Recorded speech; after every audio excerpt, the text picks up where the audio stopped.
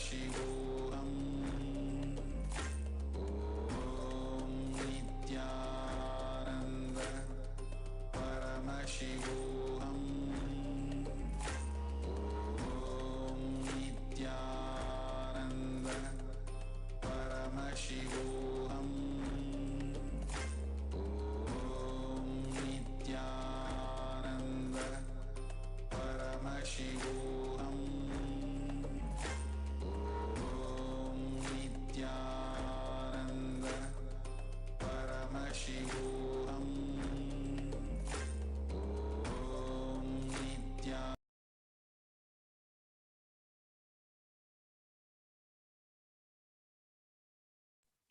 The next offering at the feet of Devi Nithyanandeshwari Parashakti Sameta Shri Nithyanandeshwara Paramashiva is the offering of the Nitya Seva. Devadevottama Devatastarvabhoma Akhilanda Koti Brahmanda Nayaka Shri Nithyanandeshwari Parashakti Sameta Shri Nithyanandeshwara Paramashiva Nitya Priya Nityam Avadaraya.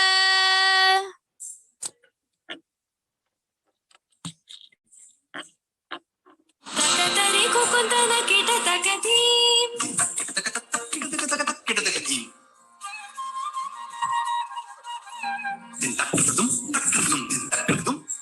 Takatari kukundana kita takati. Takatari kukundana kita takati. Swagatam Krishna, Sharanagatam Krishna. Swagatam Krishna, Sharanagatam Krishna. Madhura Mori Sarana, Mriduvadana, Madhusudana Iha. Swagatam Krishna, Sharanagatam Krishna. Mori Sarana, Mriduvadana, Madhusudana Iha. Swagatam Krishna, Sharanagatam Krishna. Mori Sarana, Mriduvadana, Madhusudana Iha. Swagatam Krishna, Sharanagatam Krishna.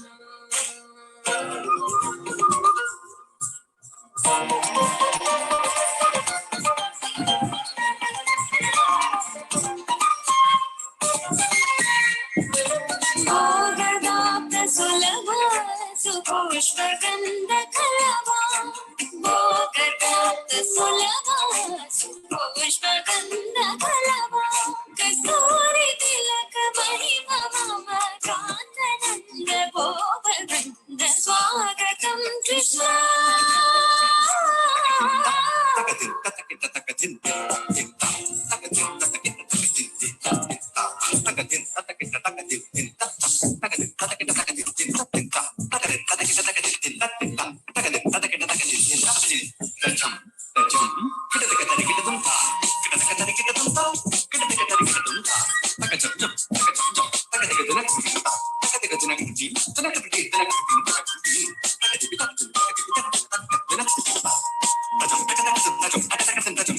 Nashtikasura chanura malla malla visharada madhusudana. Nashtikasura chanura malla malla visharada kuvalaya pita mardana kalikanandanam kupunarakshana sakala sulakshana deva. Mardana kalikanandanam kupunarakshana sakala sulakshana deva. Shishta janamana kalpa kalpa kalpa satakoti atmakarama. Veera muni jana vihara madana sukumara daitya samhara deva.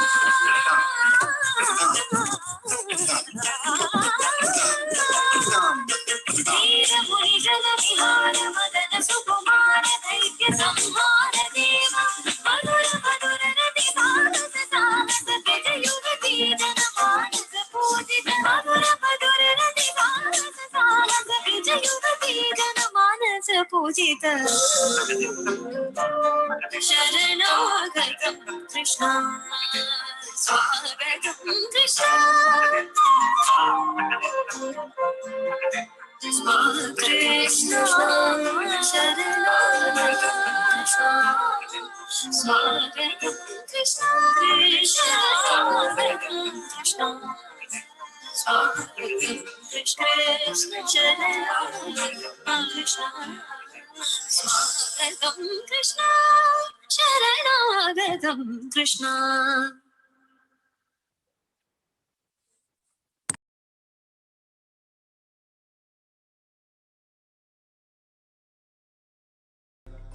Paramashivoham.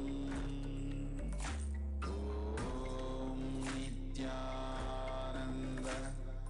Paramashivoham.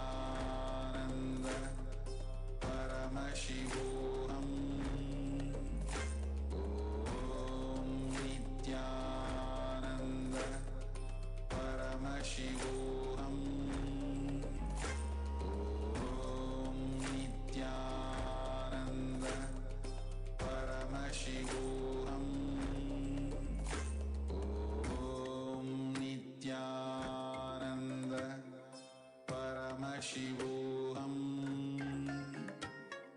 Om Nithyananda Paramashivoham. Om Nithyananda Paramashivoham. Om Nithyananda Paramashivoham. Om Nithyananda Paramashivoham. Om Nithyananda. Feet of Devi Nithyanandeshwari Parashakti Sameta Shri Nithyanandeshwara Paramashiva is the offering of the Paramashiva Shakti Avishkarana. Deva Devottama Devata Sarvabhauma Akhilanda Koti Brahmanda Nayaka Shri Nithyanandeshwari Parashakti Sameta Shri Nithyanandeshwara Paramashiva Paramashiva Shakti Avishkarana Priya Paramashiva Shakti Avishkaranam Avadharaya Nithyanandam Paramasukadam Kevalam Jnanamurtim Dvandvatītam Gagana Sadrisham Tattvamasyadilaksham Ekam Nityam Vimalamachalam Sarvadi Sakshi Bhutam Bhavatītam Trigunarahitam Satgurum Tam Namami Nithyanandam. I welcome all of you with my love and respects to today's Paramashiva Shakti Avishkarana. I am Manitya Yoga Pranananda. I'm 13 years old and I'm a Balasant of the Nithyananda Gurukul. And along with me here, I have Manitya Kaladharananda. Ma, would you like to introduce yourself? Yes. Nithyanandam. My name is Manitya Kaladharananda and I'm 14 years old and I've been studying in Nithyananda Gurukul past 3 years. Yes, beautiful. And we also have along with us a volunteer. Ma, would you like to introduce yourself?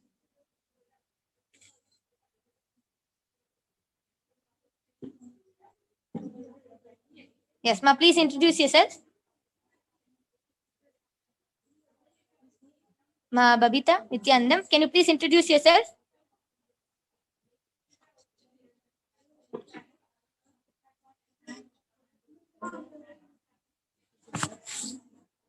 Ma Babita, please unmute and introduce yourself, Ma. Hello. Yes, please introduce. Yeah, I'm Babita from Hyderabad. Yes, okay. Before we enter into today's power manifestation, let us begin with a small introduction about the source of all, Paramashiva. Paramashiva is the primordial divinity, the ultimate reality and cause, which is self-effulgent, Swayam Prakasha, all-pervading, unchanging beyond time, space, form, and causality. Today, an incarnation of Paramashiva walks among us in the form of the Supreme Pontiff of Hinduism, Jagatguru Mahasannidhanam, His Divine Holiness Bhagavan Nithyananda Paramashivam, initiating disciples all across the globe into the various powers of Paramashiva, out of which today you will be witnessing the extraordinary Shakti of consciousness over matter. So what we'll be doing here is Ma Bhavita over here has a coconut and she will be holding the coconut in front of the camera with her palm completely straight, and Ma Kaladra is going to be rolling the coconut off her hand. And what we'll be doing today is not just merely rolling the coconut off her hand. She is going to be breaking some of the deep root patterns, some of the deep incompletions which is in Ma Babita, and she will be completing them. Yes. So before entering into the power manifestation, we would like to enter into the Shastra Pramana, which is the eternal, unchangeable truths. This is from the Vijnana Bhairava Tantra. Vachid vastuni vinyasya shanay drishtim nivartayet tajnanam chitta sahitam devi shunyalayo bhavet kvachid vastuni vinyasya shanay drishtim nivartayet tajnanam chitta sahitam. देवी शून्यालयो भवेत् क्वचिद् वस्तुनि विन्यस्य शनैर्दृष्टिं निवर्तयेत् तज्ज्ञानं चित्तसहितं देवी शून्यालयो भवेत्. Yes. With this beautiful Shastra Pramana, Ma Kaladhara is now going to begin the power manifestation by chanting the Mahavakya. Om Nithyananda Paramashivoham, which is the direct passcode which continuously reminds us that we are Paramashiva. You all of you can also join along with us in chanting the Mahavakya. Om Nithyananda Paramashivoham. Om Nithyananda Paramashivoham. Om Nithyananda Paramashivoham.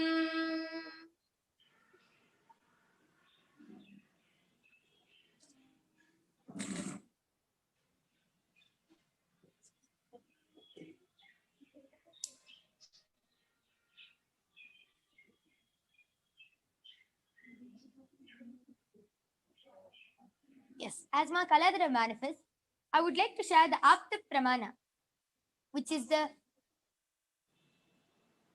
experiences or compilations of our ancestors, the Vedic rishis and munis who have time tested and verified this extraordinary science. Yes, Ma Babita, I request you to just lift the coconut a little bit, Ma, so it can be shown to all the viewers. Yes, thank you.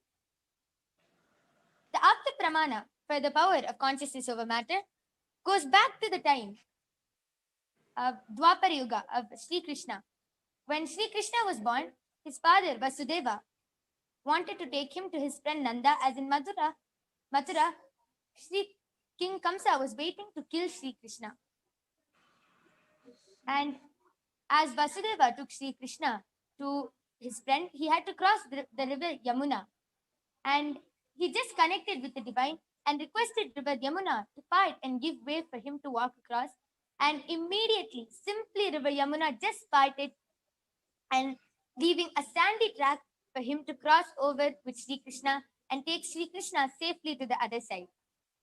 This is the beautiful Apta Pramana for the power of consciousness over matter. And it is so amazing how our ancestors were able to manifest these powers as a day-to-day lifestyle. Anytime they wanted, anytime they needed, they would just manifest these extraordinary powers. Now, all of you might be wondering, if they have manifested these powers as a day-to-day lifestyle, why are we not manifesting them anymore? The answer is delusion. Delusion from generation to generation. That is why Paramashiva has again landed in the form of the Supreme Pontiff of Hinduism, Jagatguru Mahasannidhanam, His Divine Holiness Bhagavan Nithyananda Paramashivam, and is reviving this extraordinary ancient science of power manifestation and giving it as a gift to the whole world.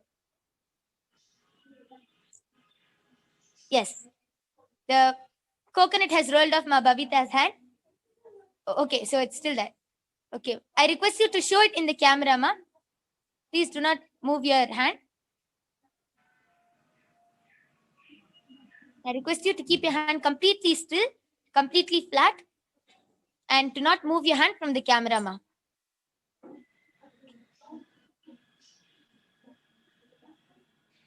Yes, Ma Kaladhara will again be chanting the Mahavakya and will again be connecting with Paramashiva and rolling the coconut off Ma Babita's hand.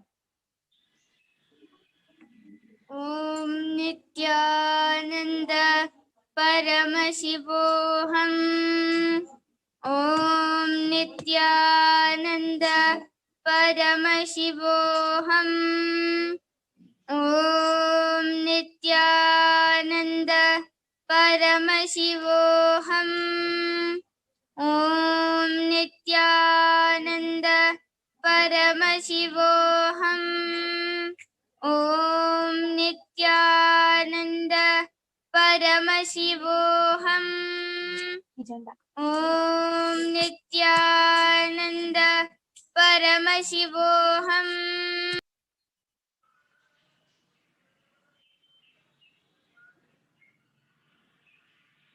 Om Nityananda Paramashivoham.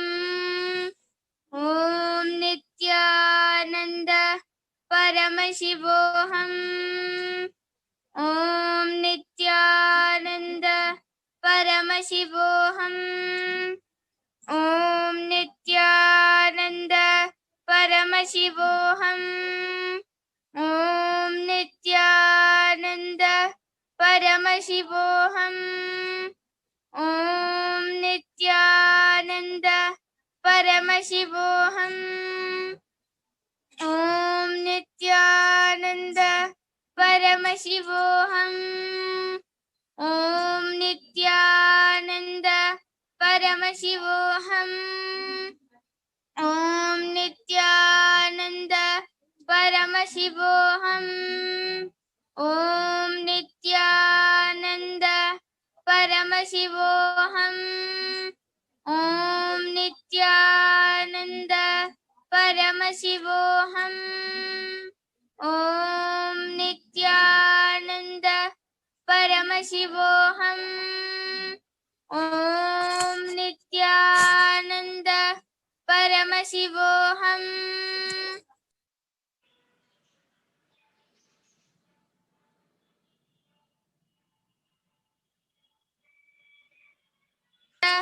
Paramashivoham. Om Nityananda Paramashivoham. Om Nityananda Paramashivoham. Om Nityananda Paramashivoham. Om Nityananda Paramashivoham. Om Nityananda Paramashivoham. Om Nityananda Paramashivoham. Yes. As Ma Kaladhara continues manifesting, I would just like to share, as I already mentioned, that this power manifestation is not just merely rolling the coconut off a volunteer's hand. We will also be breaking some deep root patterns, some deep incompletions which is there inside of us. That is why sometimes it does take a long time for the manifestation to happen, because the completion is slowly happening. Once the completion happens, that is the moment when the coconut will just roll off the hand. Babita, I request you to raise your hand, ma, a little.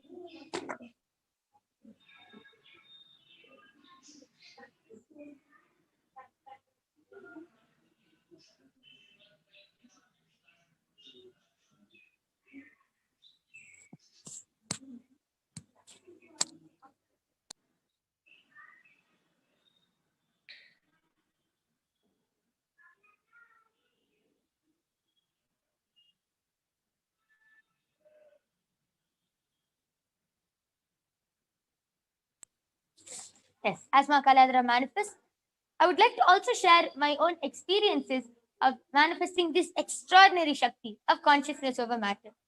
So a few years back, when all the Balasans were sitting as a group together and we were all manifesting this power of consciousness over matter. Yes. Ma Babita, did the coconut roll off, ma? No.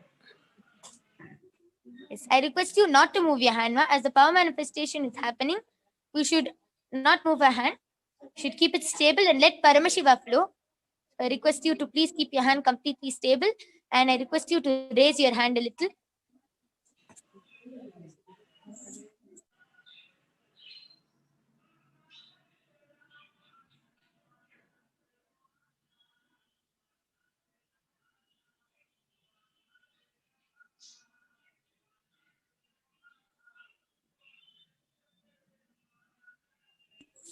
Om Nityananda Paramashivoham. Om Nityananda Paramashivoham. Om Nityananda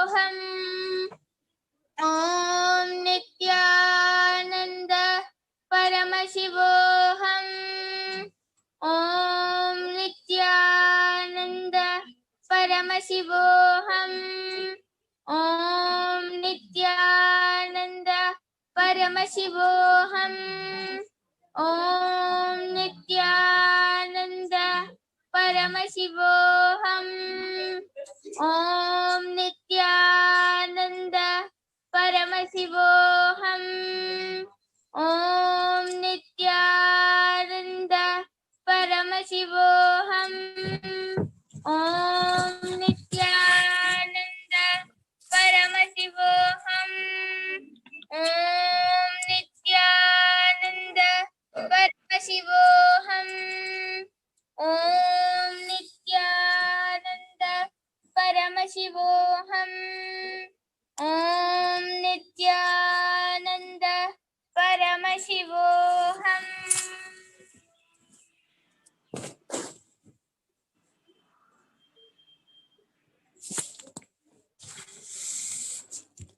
Yes. So, as you all can see over here, I have a coconut in my hand, and I will be handing this over to our volunteer.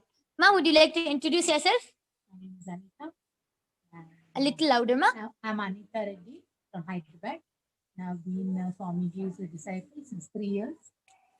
Yes, beautiful. So I'll be handing over this coconut to Ma Anita, and she, Ma Kaladra, will be chanting the Mahavakya and rolling this coconut of Ma Anita's hand. Yes, ma.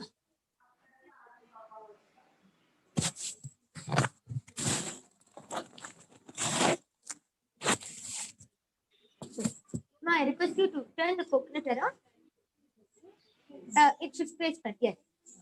I request you to keep your hand completely straight. Now, Ma Kaladra will be chanting the Mahavakya and she will be rolling the coconut. Om Nityananda Paramashivoham. Om Nityananda Paramashivoham. Om Nityananda Paramashivoham. Om Nityananda Paramashivoham. Om Nityananda Paramashivoham. Om Nityananda Paramashivoham. Om Nityananda Paramashivoham. Om Nityananda Paramashivoham. Om Nityananda Paramashivoham. Om Nityananda Paramashivoham. Om Nityananda Paramashivoham. Om Nityananda Paramashivoham. Om Nityananda Paramashivoham. Om Nityananda Paramashivoham. Om Nityananda Paramashivoham. Om Nityananda Paramashivoham. Yes, as you can see, the coconut is actually vibrating. Paramashivoham. Om Nityananda Paramashivoham. Close up. Om Nityananda Paramashivoham. Om Nityananda Paramashivoham. Om Nityananda Paramashivoham. Om Nityananda Paramashivoham. Om You want to Nityananda see the coconut Paramashivoham. little closer. Camera should be little close. Paramashivoham. Om Nityananda Paramashivoham. Om Nityananda Paramashivoham. Om Nityananda Paramashivoham. Om Nityananda Paramashivoham. Om Nityananda Paramashivoham. Om Nityananda Paramashivoham. Manita, I request you to hold your hand little front. Huh?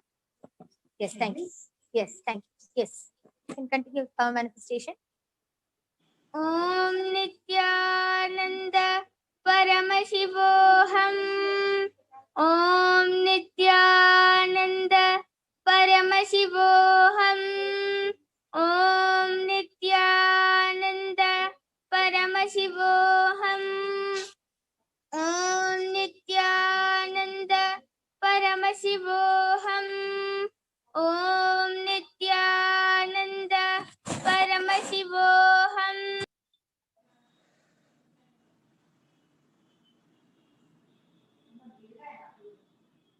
Om Nityananda Paramashivoham.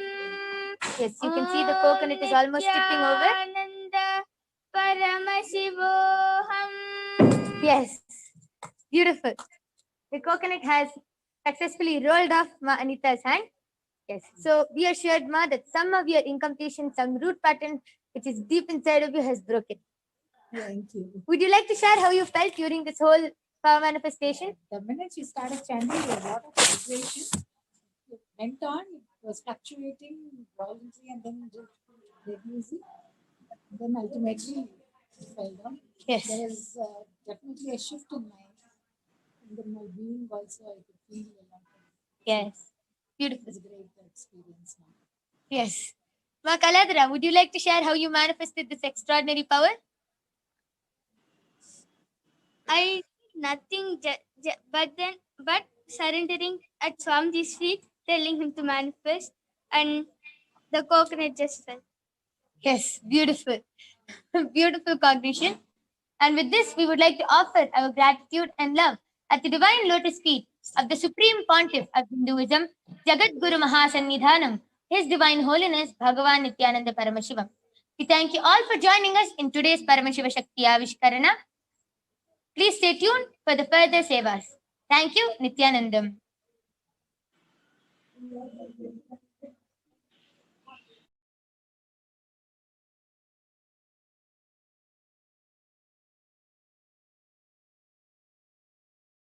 Paramashivoham. Om Nithyananda Paramashivoham. Om Nithyananda Paramashivoham.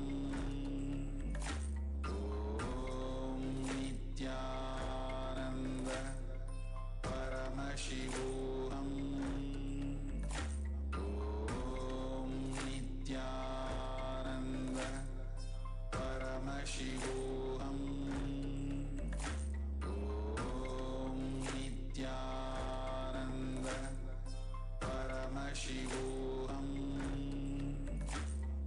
Om Nithyananda Paramashivoham. Om Nithyananda Paramashivoham. Om Nithyananda Paramashivoham. Om Nithyananda Paramashivoham. Om Nithyananda Paramashivoham. Om Nithyananda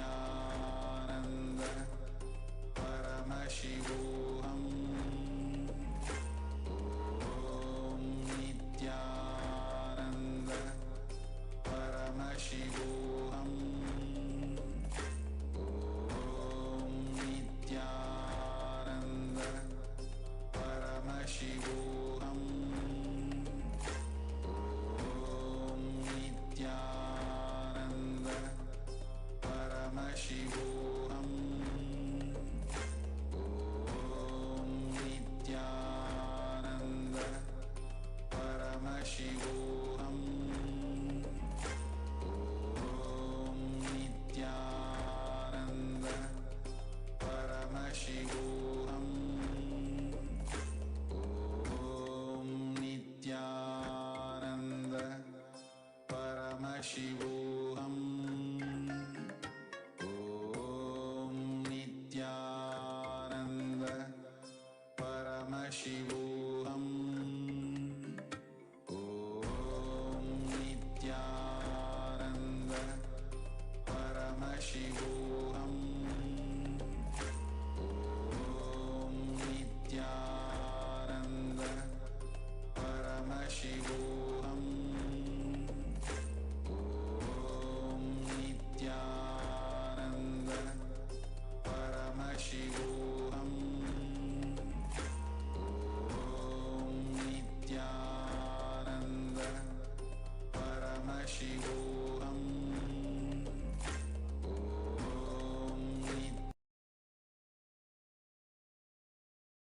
The next offering of the Uttamottama Seva at the feet of Devi Nithyanandeshwari Parashakti Sameta Sri Nithyanandeshwara Paramashiva is the offering of the Sangeeta Seva. Devadevottama Devata Sarvabhauma Akhilanda Koti Brahmanda Nayaka Sri Nithyanandeshwari Parashakti Sameta Sri Nithyanandeshwara Paramashiva Sangeeta Priya Sangeetam Avadharaya Nithyanandam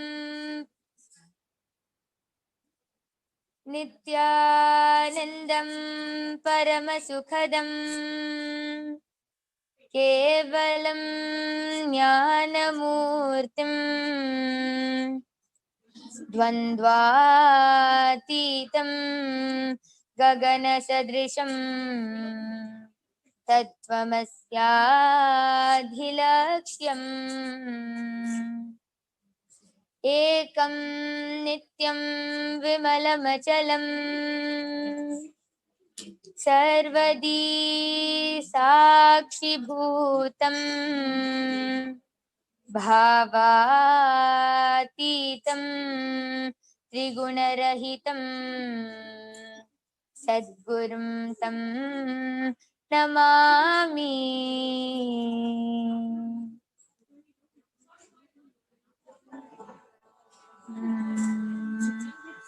Muddugare Yashoda Mungita Muthyamu Vidu Tiddarani Mahimala Devaki Sutudu Muddugare Yashoda Mungita Muthyamu Vidu Tiddarani Mahimala Devaki Sutudu Antaninta Golletala Racheti Manikyamu Pantamade Kamsuni Palivajramu Antaninta Golletala Racheti Manikyamu Pantamade Kamsuni Palivajramu Kantula Mudu Lokala Garuda Pacha Pusa Kantula Mudu Lokala Garuda Pacha Pusa Chantula Malo Nunna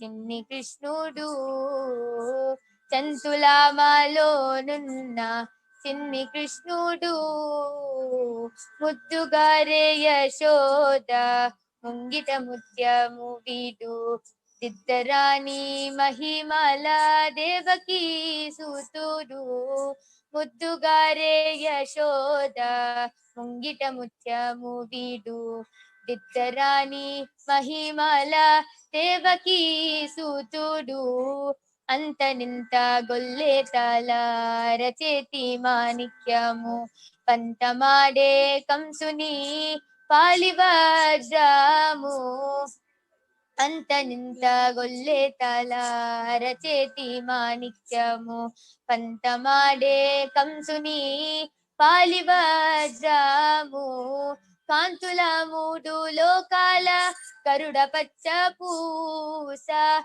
Kantula Mudu Lokala Garuda Pacha Pusa Chantala Malo Nunna Chinni Krishnudu Chantala Malo Nunna Chinni Krishnudu Muddugare Yashoda Mungita Mutyamu Vidu Tiddarani Mahimala Devaki Sutudu Rathikeli Rukmini ki Rangumo Vipagadamu Mithi Govardhanapu Gomedhikamu Rathikeli Rukmini ki Rangumo Vipagadamu Mithi Govardhanapu Gomedhikamu Satamai Shankha Chakrala Sandulavai Duryamu Satamai Shankha Chakrala Sandulavai Duryamu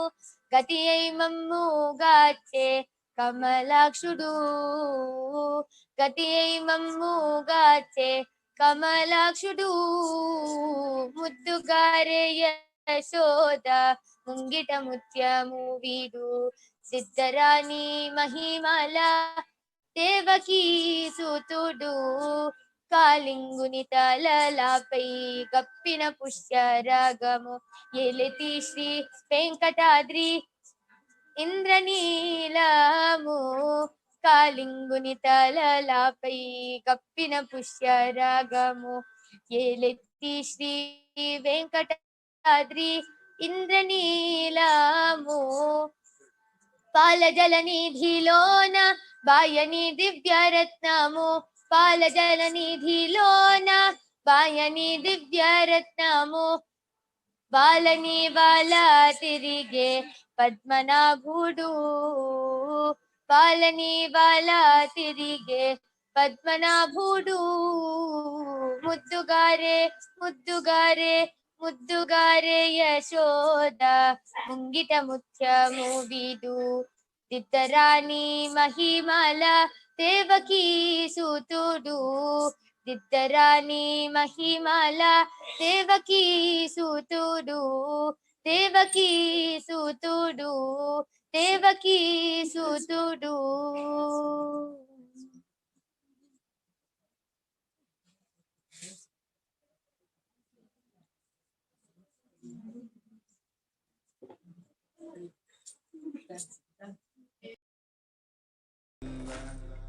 Paramashivoham. Om Nithyananda Paramashivoham. Om Nithyananda Paramashivoham. Om Nithyananda Paramashivoham. Paramashivoham. Om Nithyananda Paramashivoham. Om Nithyananda Paramashivoham. Om Nithyananda Paramashivoham. Nithyananda Paramashivoham. Om Nithyananda Paramashivoham. Om Nithyananda Paramashivoham. Om Nithyananda Paramashivoham. Om Nithyananda Paramashivoham. Om Nithyananda Paramashivoham. Om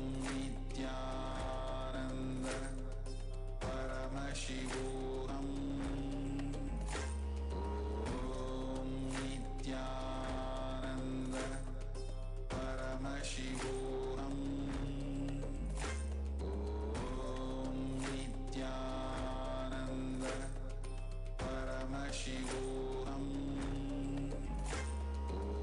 Om Nithyananda Paramashivoham.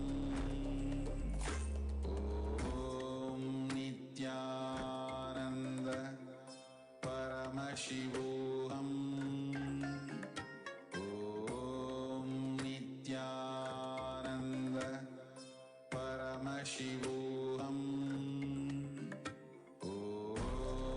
Nithyananda Paramashivoham.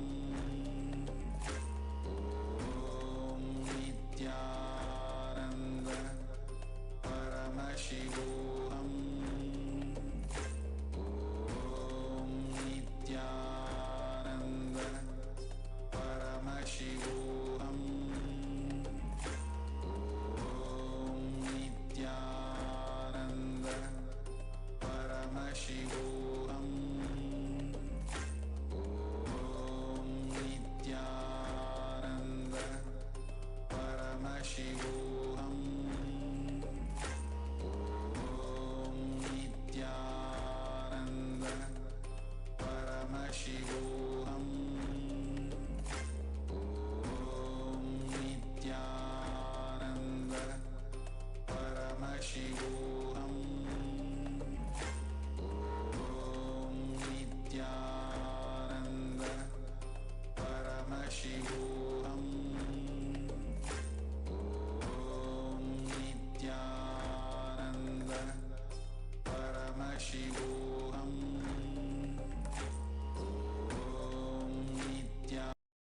Anandam Paramasukadam Kevalam Jnanamurtim Dvanvatitam Gagana Sadrusham Tattvamasyadilaksham Ekam Nityam Vimalamachalam Sarvadi Sakshi Bhutam Bhavatitam Trigunarahitam Sadgurum Tam Namami.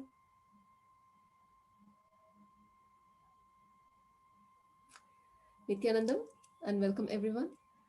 This beautiful Saturday night. Today we are gathered to discuss on the importance of puja.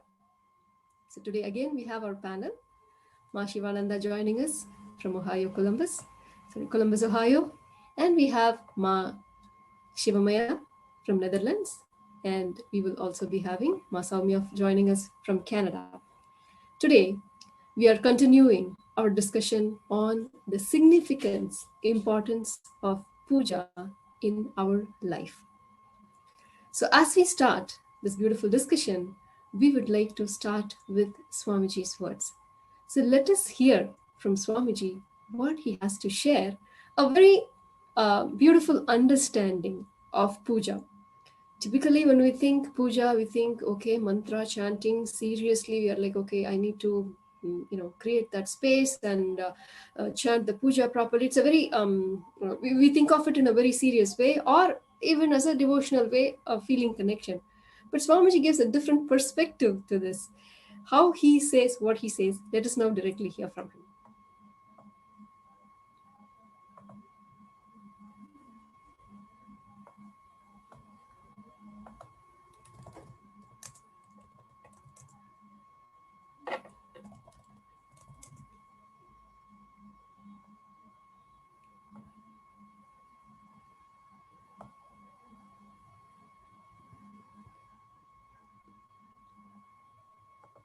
Okay, so we're having some technical glitches, but what Swamiji shares, offering puja, doing puja every day, is a personal time with Paramashiva, having a direct cell phone access.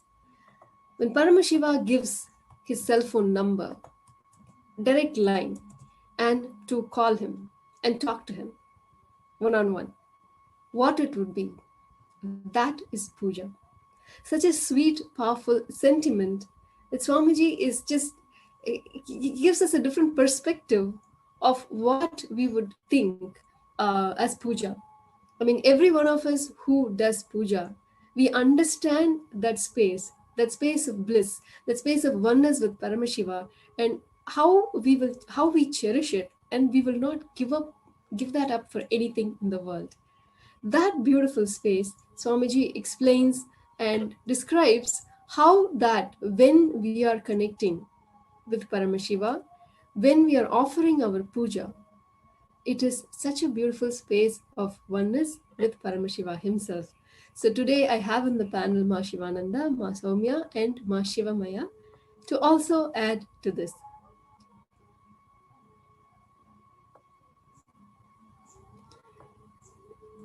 Yes, Ma Shivananda. Yes. In this regard, connecting with Paramashiva is practically connecting with yourself.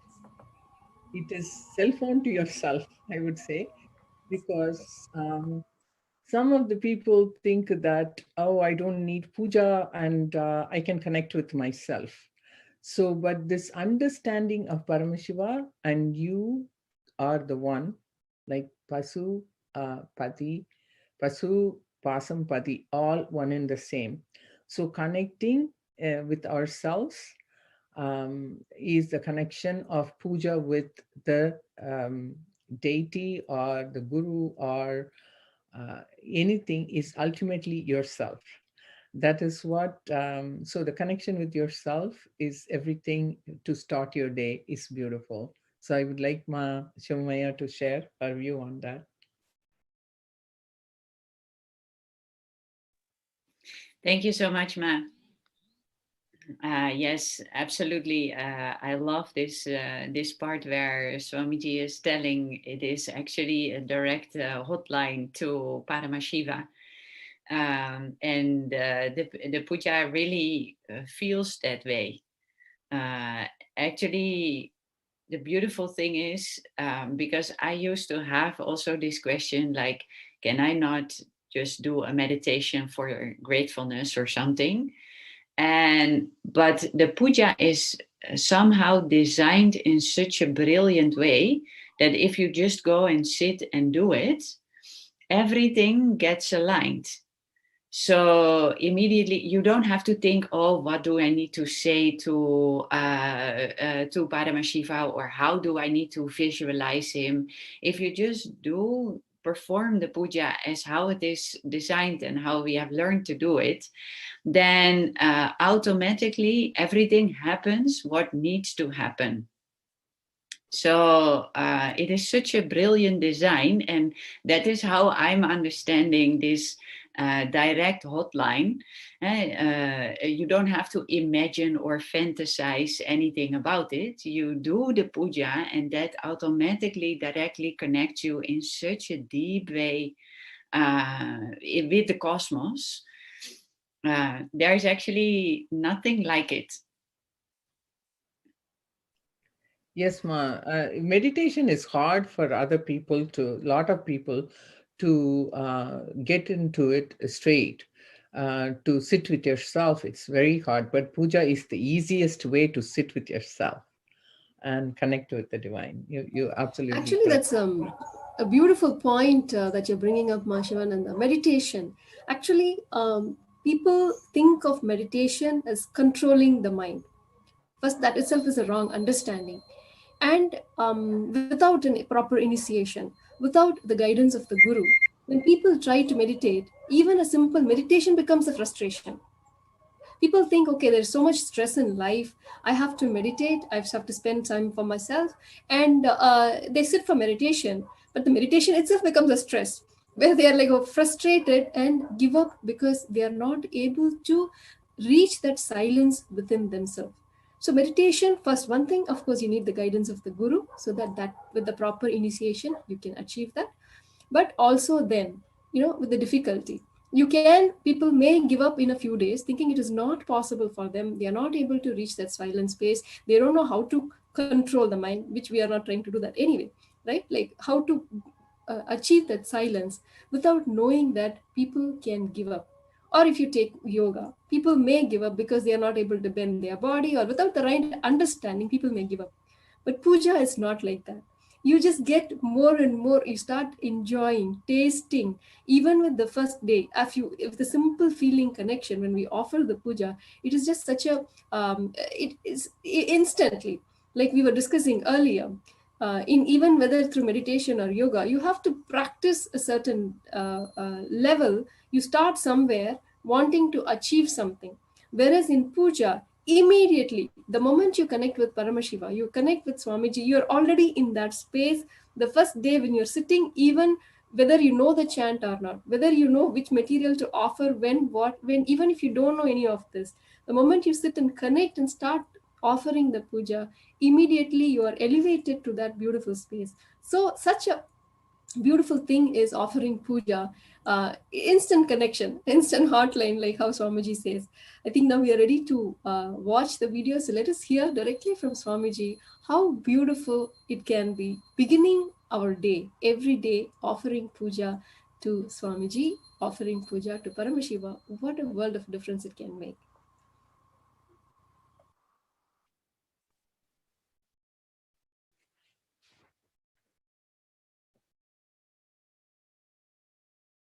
Somasambhu Padati to you, the action I am supposed to perform now on them is taking their old life out and dumping it and putting the Shivatma, means Shiva's consciousness from my Anandagandha, and putting it in them. Read out the whole thing, then they will understand why Vishesha Diksha. Unfortunately, people think Vishesha Diksha means vegetarianism, that's all. No. Shaivam is not just Shaiva meal. Shaiva life. It is initiations you receive and few minutes every day you spend to bring yourself to the oneness.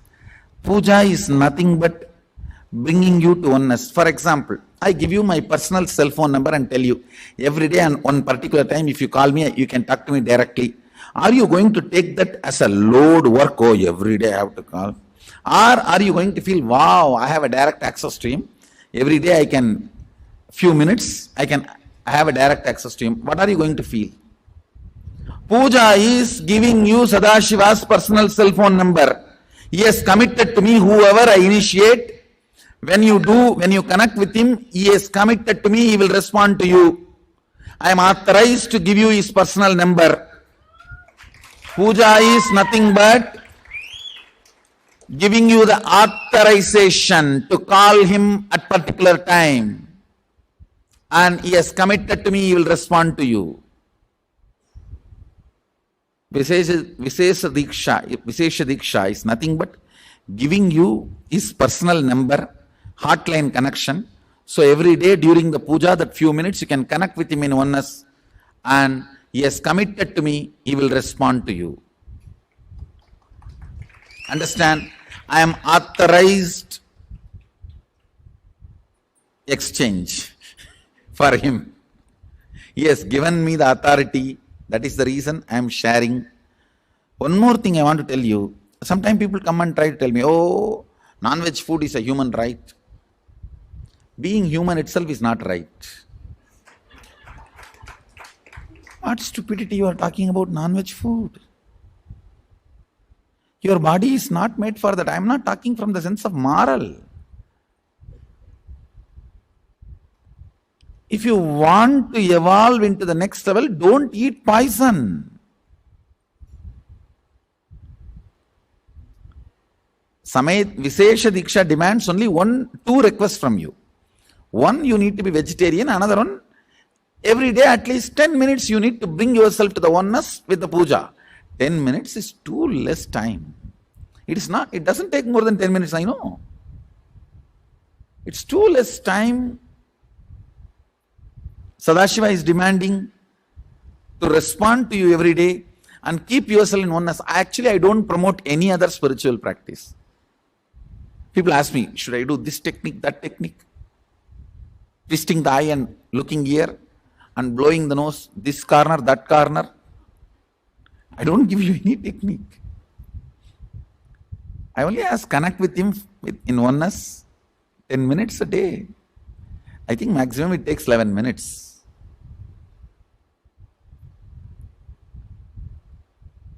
Anybody who listens to my words, I will strongly recommend you take Vishesha Diksha and become vegetarian.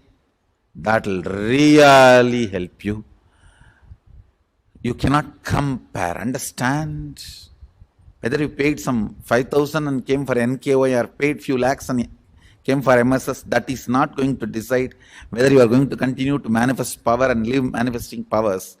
Whether you take Vishesha Diksha or not is only going to decide whether you are going to manifest powers or not.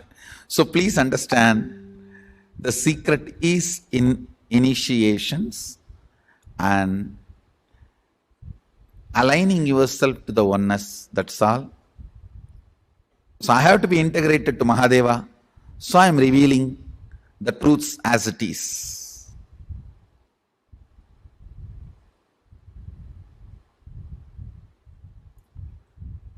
Whatever is said and done, Vishesha Diksha is something extraordinary. Literally the whole system gets upgraded to the superconsciousness. If you ask me, I'll strongly recommend. If you say, no, I'm in a country where I don't get non-veg food, change the country. No, my husband does not allow me to become vegetarian, change the husband.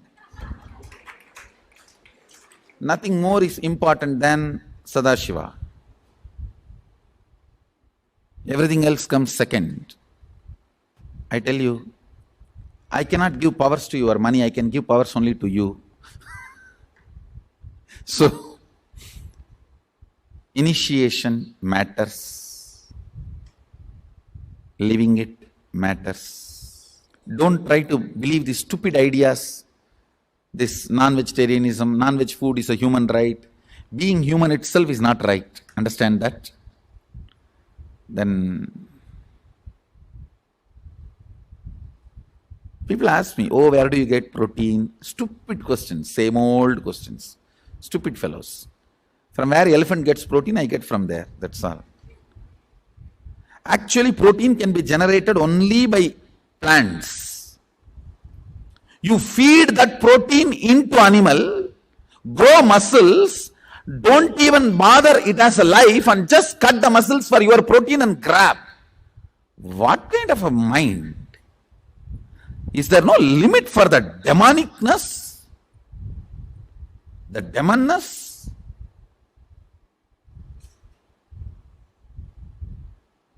You don't treat the animal as life, you treat them like a bank. How you put your money and take it back, like that you put the grain protein and take the flesh protein and eat. You think they are going to be blessing you and dying? Loka samasta sukhino bhavantu. Let everyone eat my flesh and live happily. No. All their curse is there in their muscles and their animal protein.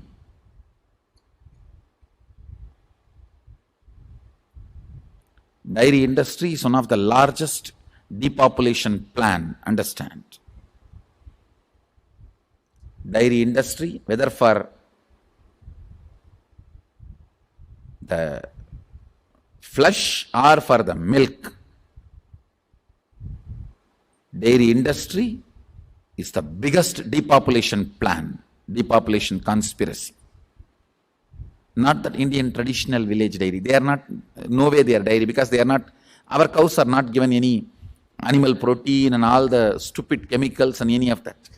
They just happily roam around, grow organically, and the calves are fed first. Only after it's overflown, it's milk, the remaining is milked and shared. So Indian dairies, village dairies are completely different. Don't even compare this and that.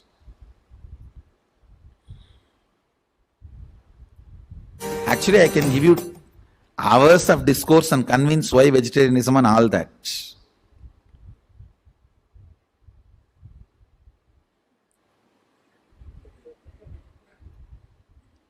Then I don't think it is a guru-disciple relationship. It's a business. That's the reason. If too much of convincing need to be done, the guru-disciple relationship loses its sweetness and light romance.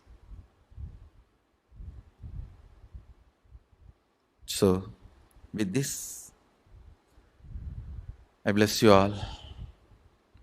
Let's enter into Visesha Diksha. Be blissful.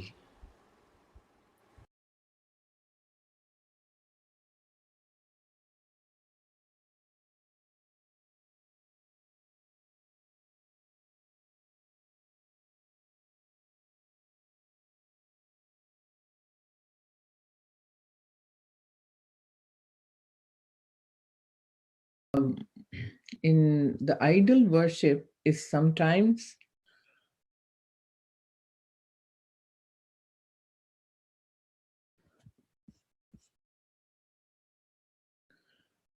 so now on the agenda, let's talk about how idol worship is considered. Sometimes, with the atheist, it is foolish and it is not good. But actually, they are thinking, you need to have your own strength. You don't need to worship to someone or something.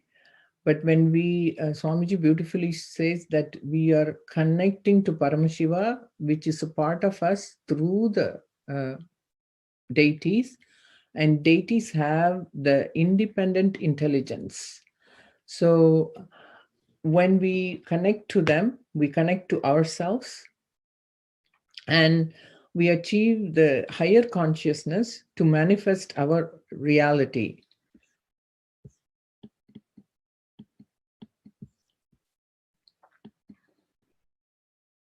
The Vedic science had documented proof that deals with the nature's cosmos and man. The Kamika Agama describes elaborately on puja procedures, placing and handling of deities and rituals to follow for one to attain the highest core of our being, much more modern physics has declared. Much more before than modern physics has declared. That means that physics, the puja has started, the worships have started as a science much before the physics, modern physics have declared about the highest core of our being. So Ma Shivamaya and Ma Saumya, please share your ideas on this. Yes, ma, for sure. Like idol worship is something which is like we tend to digress away from the actual the context of it, but it's been a important part of Hinduism right from the days of rishis and saints. So I am reminded of a story of Markandeya, who did idol worship and saved his life and continued to live forever, like forever 16. So yeah, so I can tell more about the story. It's a very interesting story that I recently came across, and I was so astonished how that puja with Shiva puja, how he got over death and he continued to live forever. So Sage Mrikandu, who is Markandeya's father, so he was doing some tava for getting a son, and Lord Shiva blessed him. And what Lord Shiva told Sage Mrikandu is that either he will get a son who will live for a long time, but who is not as learned, or a son who will just live for 16 years, but he is like he will be so learned and a scholar. So Lord Shiva gave the option to Sage Mrikandu, and Sage Mrikandu chose 16-year-old son who will be a scholar and know everything. And once Markandeya reaches age 16, and he came to know about this, that he was going to taken away, like he was going to die. And then what he did is he started doing Shiva puja. And when Lord Emma came, he just held on to Shivalinga, the idol. And when immediately Lord Shiva came and saved him from Lord Emma and blessed that Markandeya will live forever. Such is the power of idol worship. We have seen this ever since. And not just that Markandeya saved himself, he has contributed to the whole humanity by giving Mahamrityunjaya mantra, the one that we chant every day for health, wealth, and all the benefits. The Om Trayambakam Yajamahe Sugandhim Pushti Vardhanam Urva Rukamiva Bandhanat Mrityor Mukshi Yamamritat. This is the mantra that even it is chanted in temples, and it's amazing. So it's not just about the single person enlightenment. It's the enlightenment for the whole humanity. That's the power of the idol worship, ma. Amazing. Yeah. Beautifully said, Mom. Beautifully said. That so many stories we can share of Prahlada, and the connecting with themselves. Even the avatars themselves, when they come, incarnations come, they do puja. They do puja. Rama in Rameshwaram, before going to Sri Lanka to win the war with Ravana, he did the Shiva puja. And Lakshmana does, to get the thing, he does the puja. And Arjuna, to get the weapon from Shiva, Pasupatastram, to get that, he does the puja to Shiva. in Shiva appears, and Shiva he fights with Shiva, not knowing, and then he loses, and he thought he was going to win. He loses, but Shiva gives as a gift that Pasupadastram, and that's what he uses to in his war to kill, the so powerful weapons. So puja is done by everybody, even the avatars when they come to life, even though they are manifestors of powers themselves. So many siddhas and so many people who they have power themselves, so much power they have, but they still do puja to reconnect to that. So puja is necessary, and idol worship is not worshipping idols, it is worshipping the deity, which is a separate entity itself, and it has powers, and we can connect with that deity. By the way, Kala Bhairava Puja is coming on Monday. Kalashtami is on Monday. So our whole Adinams will be celebrating, mainly in Bidadi. Kalashtami is celebrated in a huge way. Homas and Abhishekams and chanting of Kalabhairava. It's a very powerful deity, Kalabhairava. We all know that Kalabhairava is the most powerful deity if we can connect with him. So especially during this time of COVID time, to get rid of your all your impurities and build up your immunity and resist against all your fight against COVID. So this will be a great time to do Kalabhairava Puja. So you can register for that Kalabhairava Puja and enjoy that. So any deity you want to worship, all our temples have that. Yes, Awesome. Ma Shivamaya, you want to share something on this? Ma Soumya, go ahead. You wanted to go first. Yeah, ma. Yeah. So I totally agree, ma. Puja is something that's recently I have known the benefits of it. I was not doing puja since childhood, but I have always seen my father do puja every day. He doesn't miss puja, and before breakfast he makes it a point that he does puja, and even in the evening time also he does puja. And I always have looked up to him, but I never got interest until recently. After initiated by Swamiji, I started doing Nitya Puja, the Guru Puja and Shiva Puja every day. So every day I wake up at Brahma Muhurta, I do yoga and followed by puja, and we do it as a teamly. That has been so amazing. It has given me a lot of powerful cognitions. Whatever the truths that is revealed by Swamiji, to be able to follow, it is important that we do puja. That is what I have realized. So though I started with doing just yoga and not puja, only after I started doing both together, the benefit of it is simply amazing, especially in the early morning if we start the day. So it keeps us in that higher space for longer, and it's not the same. So even for one day if I miss, I can totally notice the difference. Yes, So, yes, yeah. yes, Yes, Ma, definitely. I can so much resonate with that. And I also have not been doing the puja for the most part of my life because I didn't know about it. But when I started doing it, it first got explained to me as like it is inviting the divine.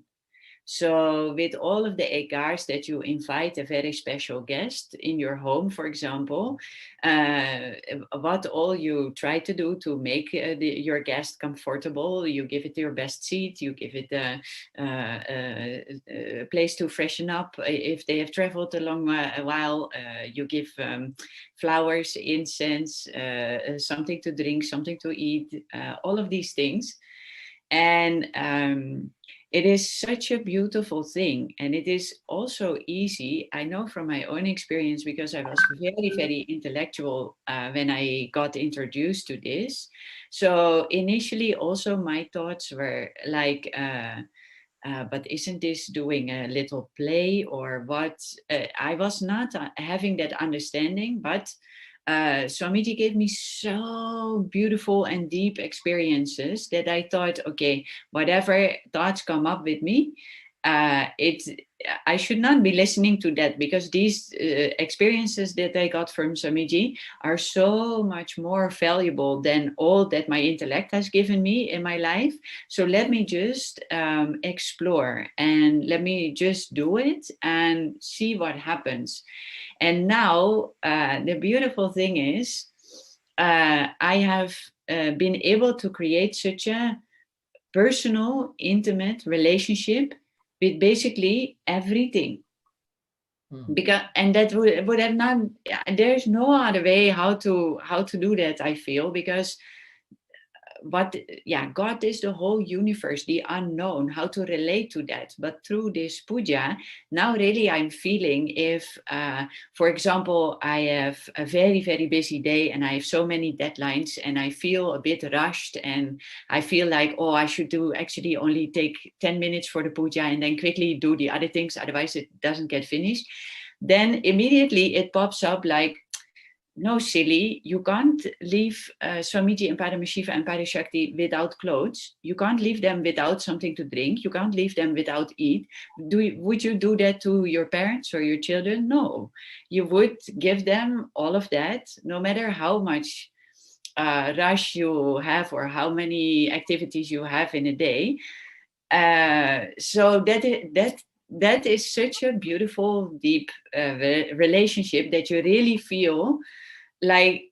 I mean, I also know that the puja items, they are also kind of like just items, but I cannot feel about that way anymore, because you build such a deep relationship. So it starts feeling as a part of your intimate family, the divine itself.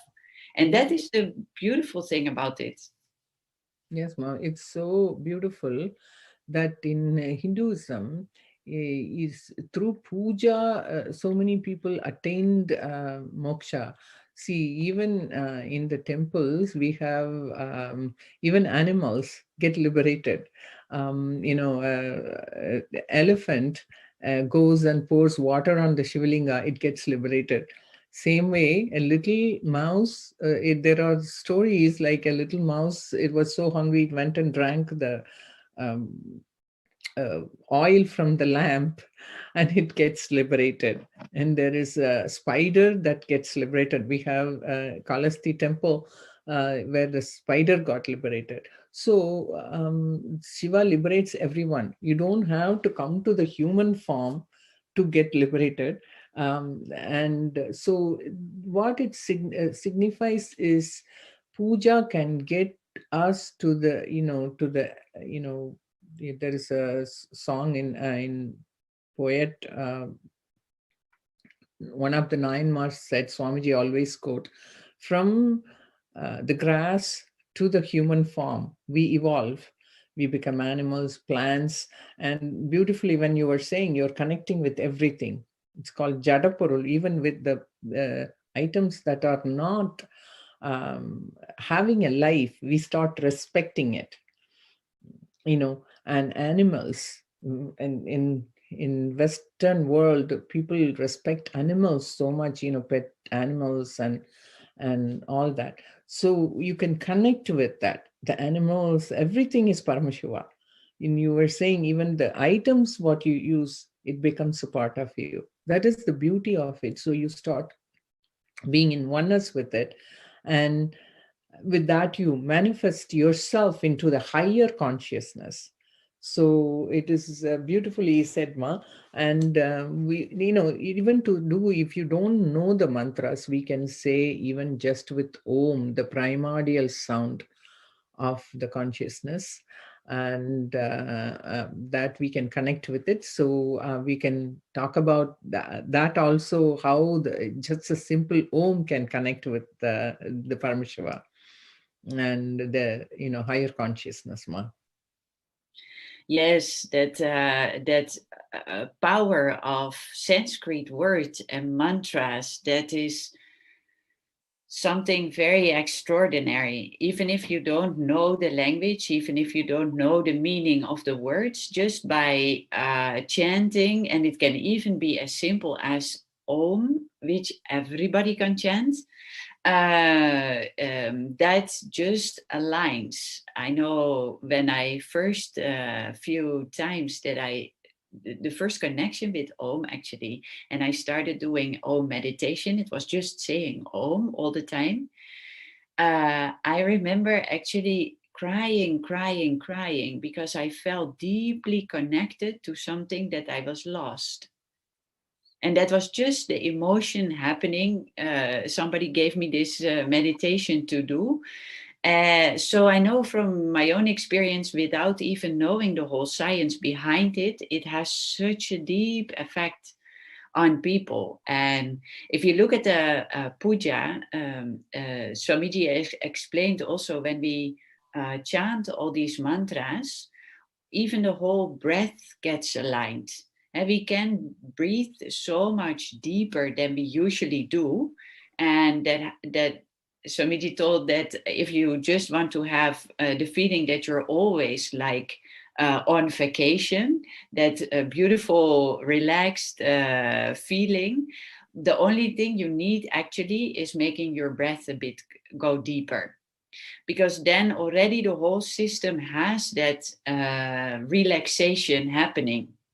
Mm-hmm. And within chanting the mantras, the whole breath gets aligned by the rhythm and by pronunciation also of all these syllables. And therefore it has such an extreme power, and it aligns us to that. The Om is the vibration of the cosmos, right? The vibration is the energy frequency. So through these mantras, through these sounds and chanting, we align ourselves and our system to that frequency. And that frequency, of course, the higher our frequency, the more enlightened we live, or the more lighter we live. So these mantras are a very important part of the puja, helping us to realign to the vibration of the cosmos and raise our frequency instantly. Yes, Ma, it's beautifully said. So we can play the one of Swamiji's videos now, which he talks about the Sri Chakra, because Sri Chakra Yantra is very powerful way of doing puja and connecting with the cosmos. And so the Sri Chakra, let's say what Swamiji talks about Sri Chakra in this video.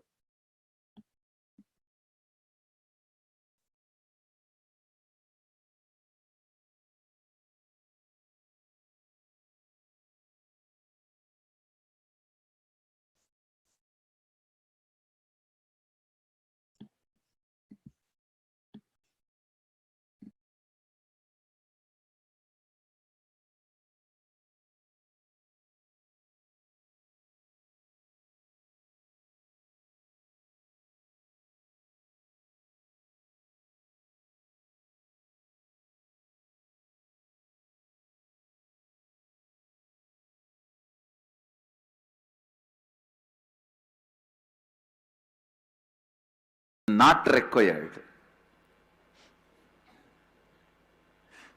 which is not important.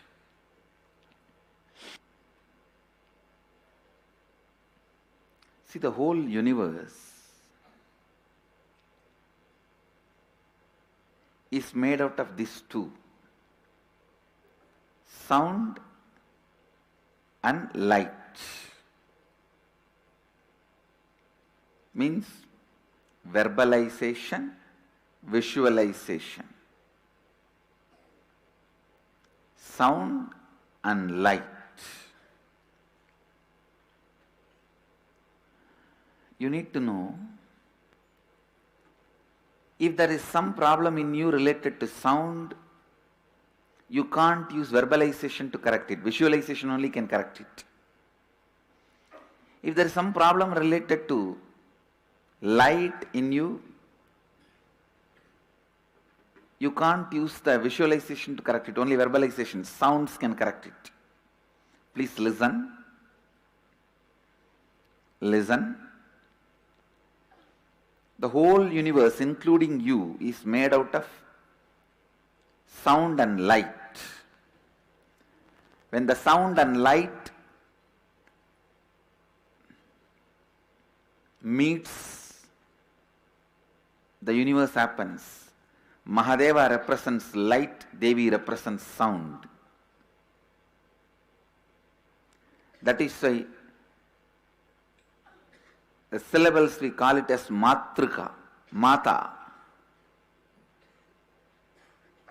Sound is mother, light is father. When these two, Nada Bindu, when these two unites, universe happens.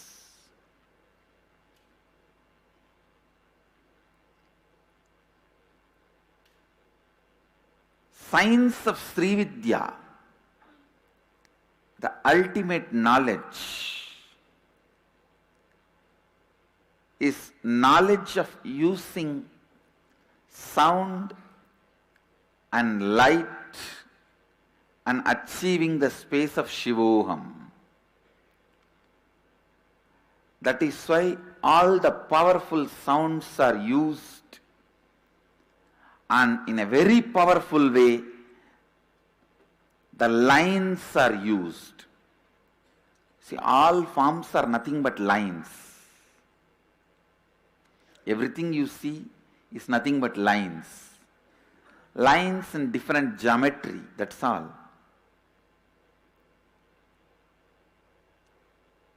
If you draw the line straight, two line, and it looks like a ladder. If you put the same line like this, it looks like a snake. It is just different lines. And listen to this. I was reading a paper in the internet, some research paper published. Long before I read this, and I mentioned about this in many of my satsangs, early satsangs. One guy was trying to develop a therapy called art therapy. Means letting the mad people draw, scratch, paint whatever they want. By painting, drawing, so much of catharsis happens. They get healed. They become all right. That loose screw gets tightened.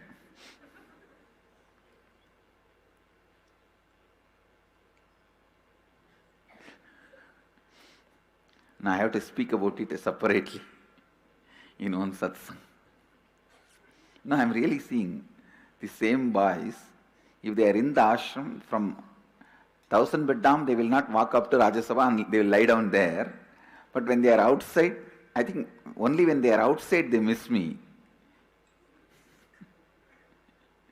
Now really, I am seeing even Indians. They are in Bangalore, they will not come to satsang. But if they are in Sugarland, they will drive all the way to satsang center, which is far more than Bangalore to ashram, and attend the satsang from the center. If they are in Bangalore, they will not come here to Biddi. But if they are in Los Angeles, 2 hours they will drive and go to the satsang center and sit in the two-way video conferencing.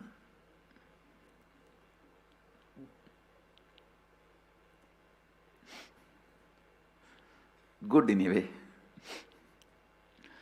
Listen. This art therapy, I was speaking about it.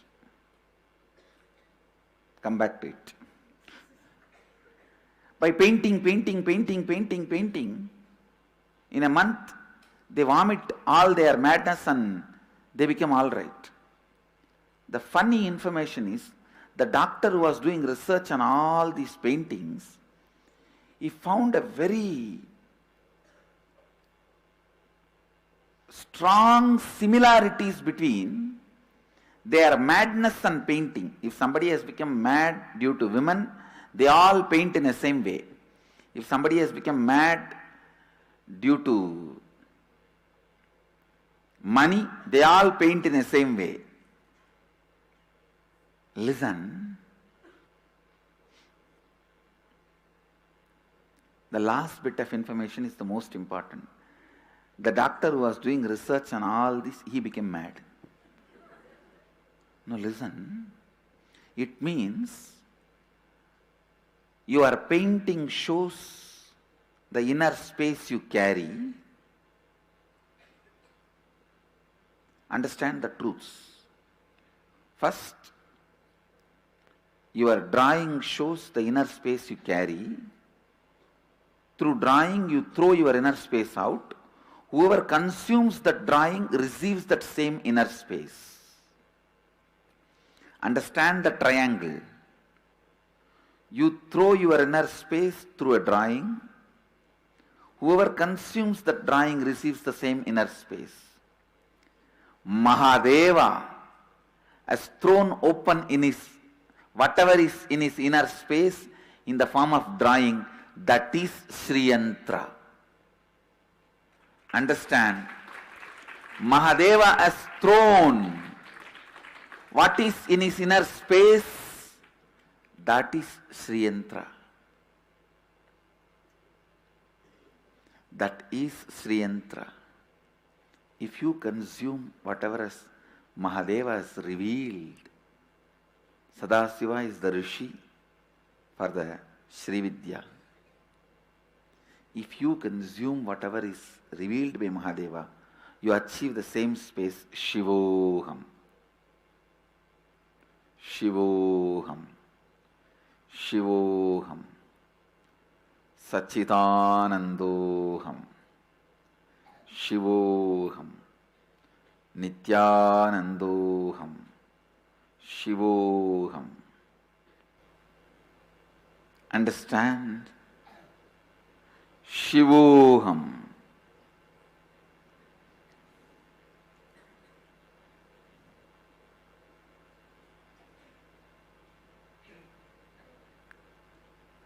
Shivoham is the sound, verbalization of Mahadeva's inner space. Sri Yantra is the geometrical representation, visualization of Mahadeva's inner space.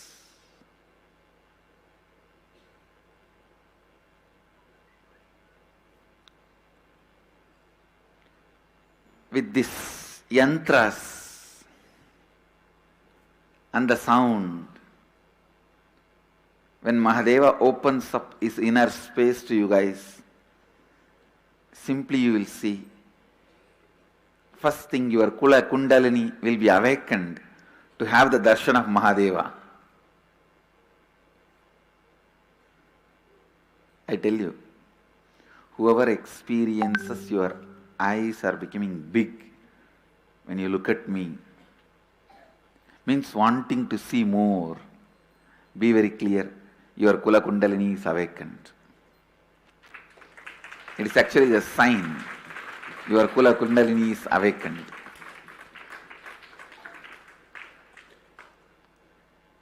Only when the Kula Kundalini gets awakened, it wants to see more. It wants to look more.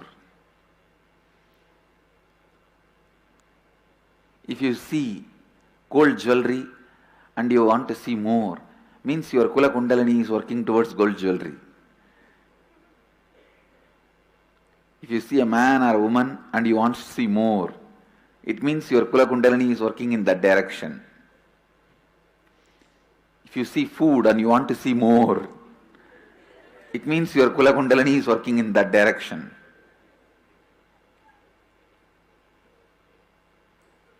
You see the Master Swaman, you want to see more. It means your Kula Kundalini is moving towards the Sahasrara.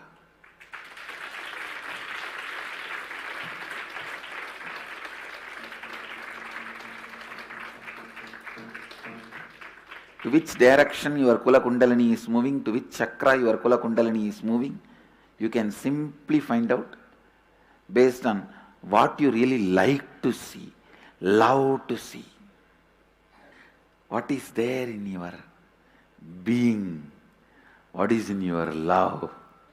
Already the ashram sannyasis have started drawing the Sri Chakra. Today the Gurukul is going to have initiation.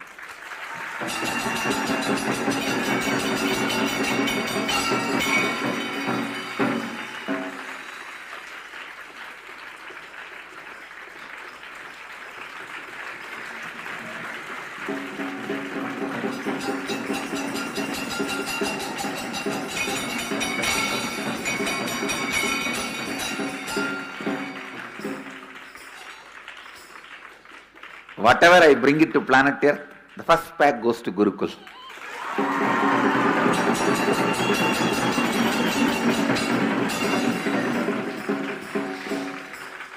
Whether it is a sweets or chocolate or Sri Vidya initiation, first pack goes to Gurukul.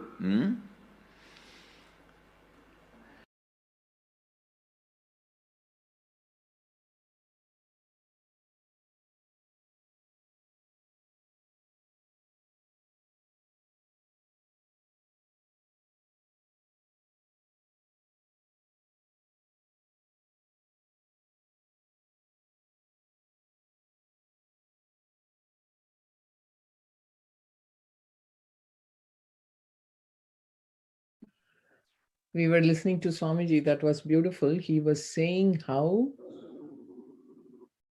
our inner space of Mahadeva is the Sri Chakra. The drawing, that whatever, he talked about the artist, the painter. We were listening to Swamiji. That was beautiful. The saying how,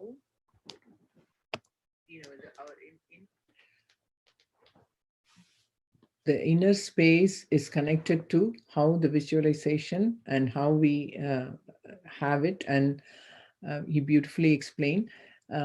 This connects with, when I think about it, this connects with the, Yamato's, the Japanese person who did this science experiment with the water. The water, he put it in 5 cups in 5 rooms, and having different emotions being said to that. One has, singing of sweet voices, and the other one is with different emotional voices.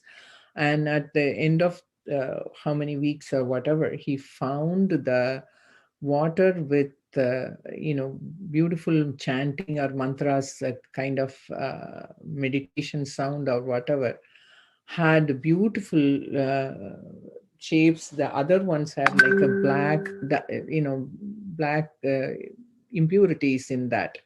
So this shows that whatever we hear, that has an effect on our being and our inner space, how it gets cleared or corrected. The mantras have that beautiful effect of connecting with our inner selves, our inner drawing, like how Swamiji is saying. And the puja is the one that makes the beautiful drawing within us about us and about the world, Jagat, and and also the God. So us to world and to God, it connects all of us with a beautiful inner space. Swamiji beautifully explained that. That's what I wanted to share. And I can add one more point to that, because I remember, it reminds me of how Swamiji explains that we are all consisting of quarks, these subatomic parts, and that actually sound is what holds it all together. So sound is what is making all these parts, being me and you and everything else. And then by understanding that, it is also like another angle of understanding what is the importance and the power of this sound. And how also Swamiji explained how when he is, because he does that often in the processes when we are in Inner Awakening or other programs, and he does a process where everybody sits around and he tells certain syllables or calls out deities' names. Then he just realigns the whole system to the cosmos and to our integrity and purity. So because of the sound having that enormous power, he also, with just pronouncing certain syllables, can rearrange our whole system. That is always so interesting, I feel, because you can literally feel it when you are in such processes, that your whole system gets completely rejuvenated and refreshed and brought in the highest vibrations. And using sound is a very important thing that Swamiji uses to realign. And we do that actually daily in the puja also. Recently also, Ma, there is a scientific research. It says that how music has such an effect on people, and what kind of music they listen to. If they listen to sad music, they are feeling sad and depressed. And if they are, listening to music that is rajasic, and they are feeling rajasic and fighting. And the music, if they are listening to, is in a higher conscious way, like with love and everything, they feel love. So music has that kind of, the sound has that kind of effect. And definitely the mantras has such powerful effect on us, and how we visualize ourselves and connect with the world and God. Yeah, and that is also the beautiful thing, Mahasannidhanam, where Swamiji said in this video what to do when you're out of line or something is wrong in the visualization or in the verbalization. And the beauty of puja, of course, is that we do both. All of it is included in that one puja. So doing that puja aligns everything back, like every single day. And what you just mentioned, I used to work in a music venue. So being surrounded with music all the time, I really start seeing like it attracts a certain vibration people, a certain kind of music. And the funny thing is that I used to listen so much to music because of the emotional connections, but I was also very used to ups and downs. And since I met Swamiji, actually, I immediately dropped all the other music and only started to listen to devotional songs because of the beautiful vibration of it. It has such a completely different kind of energy. So I just instantly loved only that kind of a music.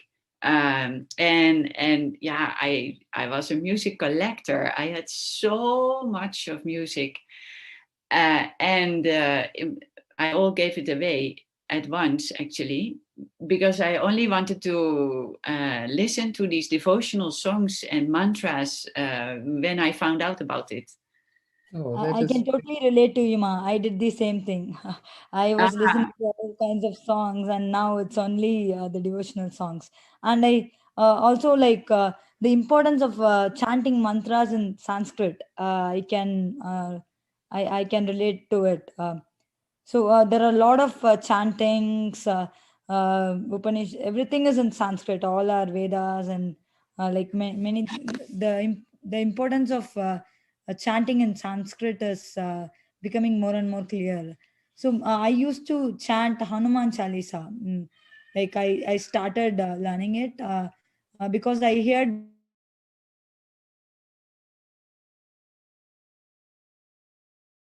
coverage and like so it's been working awesome. Like if you chant it every day, it helps a lot in getting rid of your and all the incompletions, especially if we do it at the time of puja.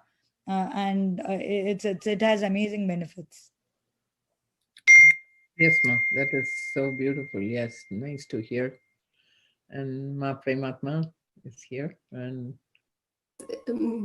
Yeah, sorry, had some technical issues, had dropped off. But yeah, it is such a powerful. Uh, it is a very scientific. Whether the pujas, the chanting, the feeling connection, the sentiments, just evolving us to the highest consciousness, which no other religion gives that gift. Our rishis, our sages are scientists, that experts that have researched for thousands of years and given that treasure. It is like how you hear the Purana of the churning of the Milky Ocean, how the Devas and Asuras churned the Mount Meru and churned and got the Amrita. It is like that every single thing in Hinduism is an Amrita given to us by our forefathers, by our rishis, by our sages after thousands of years of research. Whether it be science, whether it be the sentiment of puja, whether the science of temples, all are gifts given to us. We don't need to research and invent anything, but it is responsibility, our responsibility, one, to keep it for ourselves and to pass it on to future generation. The whole discussion that we have been having for the last few weeks, since Swamiji has initiated and given us this right, our voice, Hindus have voice, Hindus voice matter, and he has given this opportunity for the first time. Hindus have the right to vote to what matters to us, our sentiments, our highest intelligence, to live the highest intelligence, to pass on that highest intelligence to our future generation. It is our birthright. Swamiji says being human itself is not right. For what, we have taken this, forgetting the whole purpose of why we have happened on planet Earth. The possibility of enlightenment can happen only on planet Earth, and that too only when we take the human body. The rarest of rarest decisions where we have chosen to be on planet Earth as human being itself means we want enlightenment.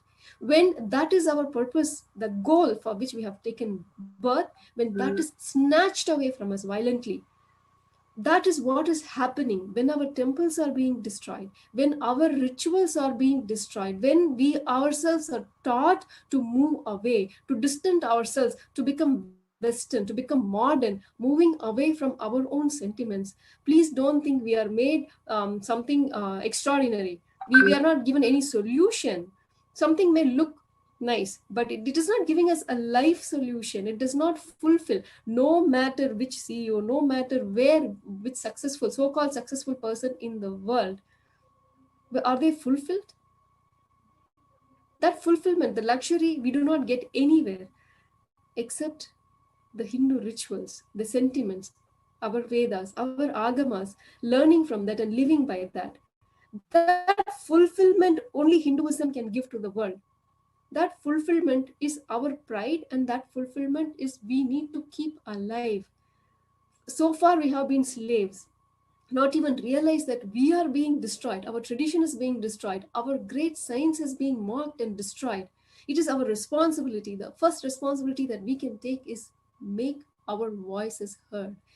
KAILASA, the only nation, the only Hindu nation, gives us that right for Hindus. The only place, not only for the first time, but the only place that gives Hindus, any Hindu, any average living, practicing Hindu, that right to make your voices heard. Whether it be vegetarianism or non-vegetarianism, Hindus have a right to choose who runs our temple. Hindus have a right to choose. We should govern our own temples. Whether pujas are important or not, the question itself, it's a sad question, because that is a sad state we are in. Pujas are very, very important for us to realize our highest truth. The whole purpose for which we have taken birth on this planet Earth, to realize, to achieve enlightenment, to achieve the state of Paramashivoham, that we can get only through our Hindu sentiments, through our Hindu rituals. So it is not only our right, but our responsibility to vote, to take this forward to future generation, to keeping it alive. So we cannot fall for the so-called the mediocre human ideas of, oh, I don't need pujas. It is enough if I just meditate, or even meditation, learn properly, learn from the shastras. There are so many techniques that are given. Or even like as Shivananda was sharing earlier, people think I am already God, I don't need to worship, or I don't need a guru. This is like foolish ideas. What do we know about ourselves? Yes, Shivananda, you have something to share on this. Yes, yes. What we know about ourselves is what other people are saying about us. That's what is we are thinking as. See, Ramana Maharshi says, Nanyar, in Tamil, you go and find out who you are first. So that it's not that easy to find out for everybody, because we are, whatever the society puts on us, that you are this person, you are this, you are that, that's what we believe. We start believing in that. And that is what we think who we are. So how do we find out who we are? So that is through meditation and through finding out ourselves, going inwards. Some people, when I say going inwards, what do you mean by that? They're saying inwards. What is inside that? Is the stomach inside us or not? So inwards means going inwards to yourself and sitting with yourself. It's not an easy thing in this Kali Yuga. So actually, yes, ma, that is a very good point that you're bringing. Because okay, people that who claim I don't need anything, I don't I don't need a guru, or I don't need a god, I don't need to be worshipping, are they able to sit with themselves for 5 minutes with themselves? No TV, no booze, no nothing, no distraction. Are you able to sit with yourself and live with yourself? Are you able to handle yourself? People who claim that, oh, I don't need anything, I don't need God, I don't need guru, I don't need rituals. Will you be able to handle your mind for 5 minutes? Prove that. You cannot.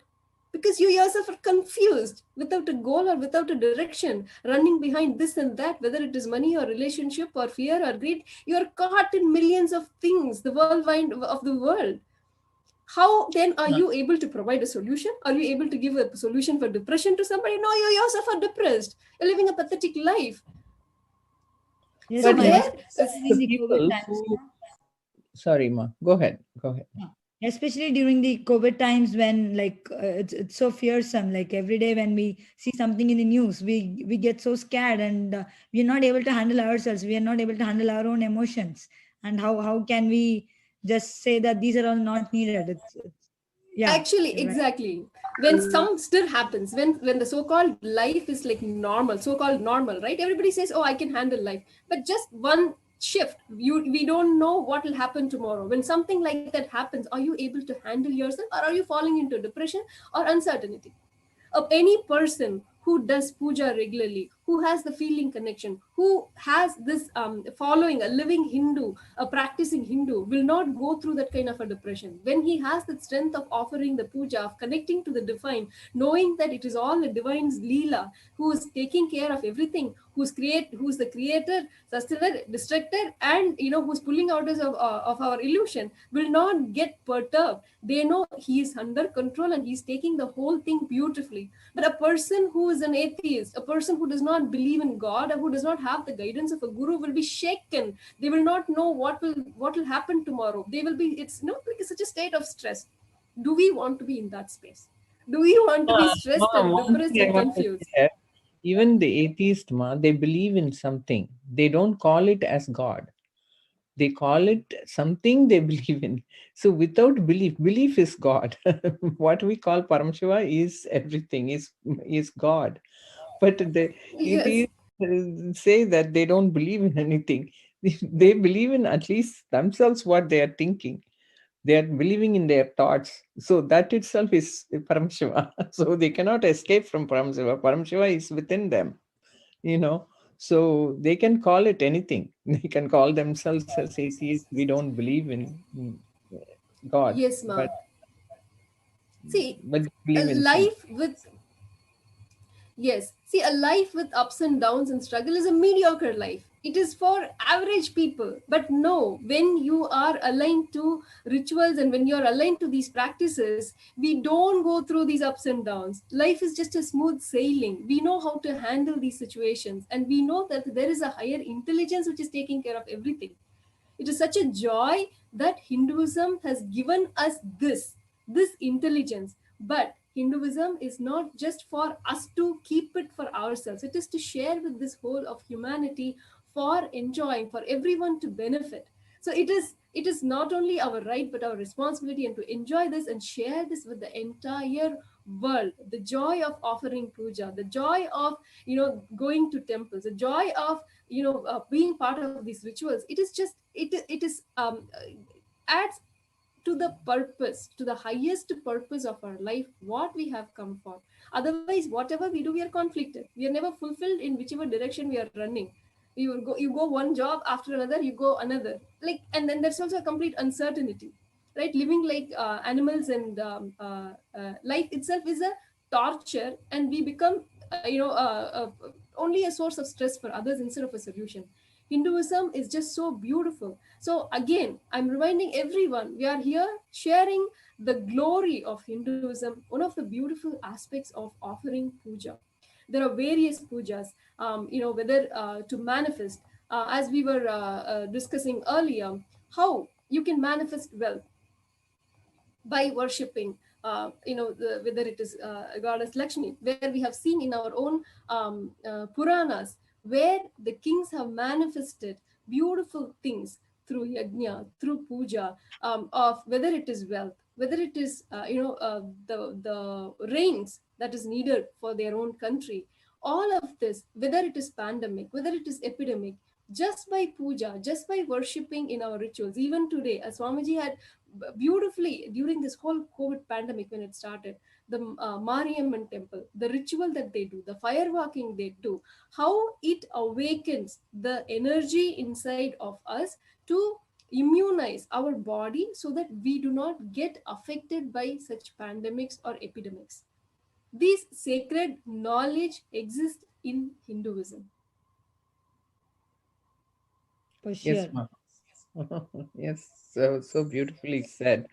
See, in Hinduism, even from birth, you take the baby to the temple after 30 days or whatever. Then you have a naming ceremony.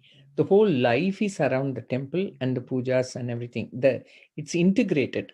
Everything is integrated. If the lady is pregnant, then there is a puja for that. When the baby is born, there is a puja for that. Then when wedding time, there is puja for that. And, it goes on as life evolves, goes to, the child gets maturity, then there is a puja for that. Then after that, gets wedding, it goes on. And even at death, it is celebrated as puja only. In the proper, when people die at the old age or something, it is celebrated as ritual. For 10 days or something, they do puja only at the houses. So, Definitely. singing bhajans and everything. So Hinduism, from birth to death and beyond, it takes us through this rituals, pujas, and mantras, and so on, connection with Paramashiva. Definitely, ma. And one of the thing is, as you are mentioning the various pujas, different pujas, there are some different sampradayas and tradition. One of the common misconception which the non-anti-Hindu elements misuse, manipulate, and abuse Hinduism is the vastness of Hinduism, which actually is our strength. It is used against us, saying, "Oh, you have millions of gods. You have, you have so many traditions. Which one will you follow?" Just to confuse us, but not understanding that the millions of gods is our tradition. You have millions of problems. We have millions of gods. So it is our strength only. The Hindus need to realize the value, the strength of our own. When we have so many traditions, it means we have choices. We have the freedom to choose which sampradaya I want to follow, which tradition I want to follow, which god I want, which deity I want to pray. If you don't like any of these millions of gods, you can create your own. Giving that possibility, you are not called as a slave or a sinner, but God Himself, as Paramashiva Himself. That only Hinduism gives. And this, it is our responsibility to keep this alive and sharing it with the world. So make your voices heard. Hindu votes are sacred. Please make your vote. Pujas are important or not. Make your vote, and Hindu voices matter, and Hindu voices are heard in Kailasa, the only place where Hindu nation, the only greatest Hindu nation in the world, Swamiji has created this world for in this whole planet, created this. There are 2 billion living practicing Hindus, and the only place where you have right to vote as to what is important to Hindus is Kailasa. So don't miss this opportunity. Cast your vote at in the link that is projected with the hashtag Hindu votes are sacred, Hindu voices matter. It matters, and it is important that we keep this rich tradition, this royal tradition alive, so this can be shared with the entire humanity for the benefit of humanity. Yes, Ma Shivamaya. What is your experience, Ma? You have, been introduced the whole tradition of Hinduism, offering pujas. How has your life transformed? Oh, it would be easier to answer how did it not transform? Because it really transformed like every field of life. And I really liked how you said, like, there are thousands of problems, we have thousands of gods. And that is actually a beautiful description also about had that change, because I was very intellectual, I was very much seeking, but not even in the frame of seeking God, because of the incompletions that I had with the word God, even from my upbringing. So the kind of a life that I lived was a very stressful life, a very confused life also. And I mean, I had my business, I had excelled in my studies at university. So certain things were like how it is perceived in the outer world as successful and doing great. But I was not having a healthy body. I was not having a stable mind. I was yearning so much for something that I was not able to find. And that all changed when I met Swamiji. Then somehow the things that he radiated, the things that he was saying, it resonated so deep with my being. And literally I cried out of thankfulness just to have finally a way to connect to the source, to connect to myself, because that connection was lost. And Swamiji really brought me that connection. And then after that, I met the whole vast science of how this all works and all of these beautiful techniques and practices. Mm-hmm. Actually, I want to ask you a question, Ma. See, one of the common misconceptions that people have, it is too vast. I don't know where to begin. It is all chaotic. But completely coming from a different background, having the introduction to Hinduism, how do you feel? Whether it is through inner awakening, whether it is through Paramashivoham, how did you feel? Like how you were guided step by step into Hinduism? Can you share that experience? Yes, Ma. Well, Swamiji is so brilliant that he is reviving all of the sampradayas at the same time. So actually, sorry, Mashumi, I think we are, with all this excitement, we are sharing about puja. Now we are ready to receive Swamiji. So we will continue this beautiful discussion again tomorrow on the sacred sentiments of puja and how it is important in our lives. And so let us now get ready to receive Paramashiva himself. So requesting everyone to please just settle down and chant the Mahavakya. Om Nithyananda Paramashivoham. Being in a very meditative space, let us invoke Swamiji and let us get ready for darshan. Om Nithyananda Paramashivoham. Om Nithyananda Paramashivoham. Om Nithyananda Paramashivoham.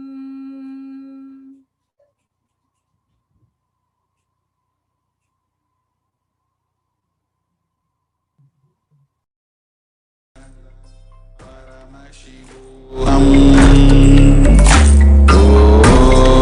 Nithyananda Paramashivoham. Om Nithyananda Paramashivoham. Om Nithyananda Paramashivoham. Om Nithyananda Paramashivoham. Om Nithyananda Paramashivoham. Om Nithyananda Paramashivoham. Om Nithyananda Paramashivoham. Om Nithyananda Paramashivoham. Om Nithyananda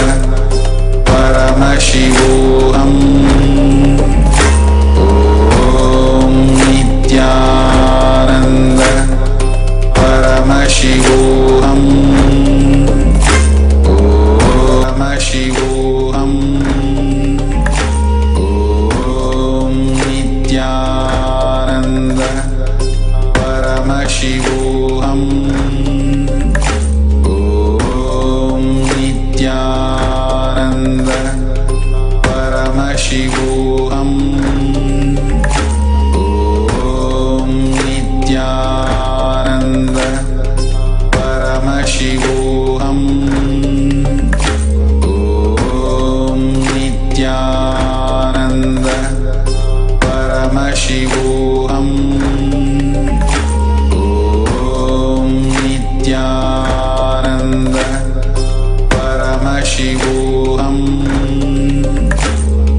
Om Nithyananda Paramashivoham. Om Nithyananda Paramashivoham. Om Nithyananda Paramashivoham. Om Nithyananda Paramashivoham. Om Nithyananda Paramashivoham. Om Nithyananda Paramashivoham. Om Nithyananda Paramashivoham. Om Nithyananda Paramashivoham. Om Nithyananda Paramashivoham. Om Nithyananda Paramashivoham. Om Nithyananda Paramashivoham. Om Nithyananda Paramashivoham.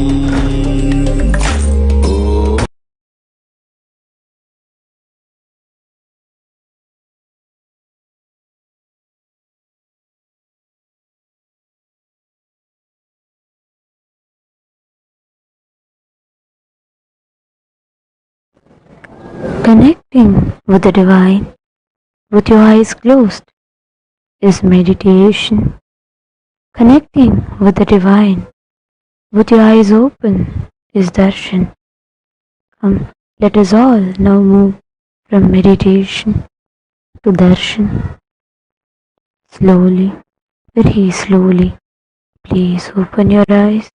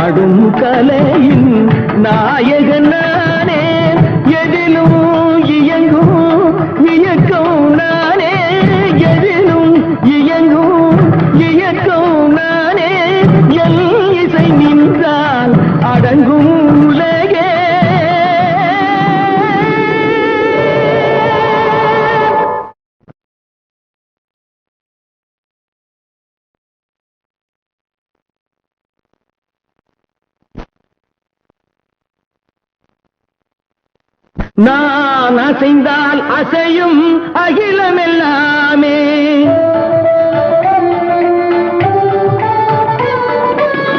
நான் அசைந்தால் அசையும் அகிலமெல்லாமே. அறிவாய் மனிதாவும் ஆணவம் பேரிட, நான் அசைந்தால் அசையும் அகிலமெல்லாமே. அறிவாய் மனிதாவும் ஆணவம் பேரிட, ஆடவாயனோடு பாட வந்தவனின் பாடுவாயை இனி மூட வந்ததொரு பாட்டும் நானே, பாவமும் நானே. பாடும் உன்னை நான் பாட வைத்தேனே, பாட்டும் நானே, பாவமும் நானே. சத்திகம் திகதிகம் திகதி தனி தபதி தனி தனி தனி தனி தப மகரி சமகரி பமகர பமகரி மக பமர பமதனித.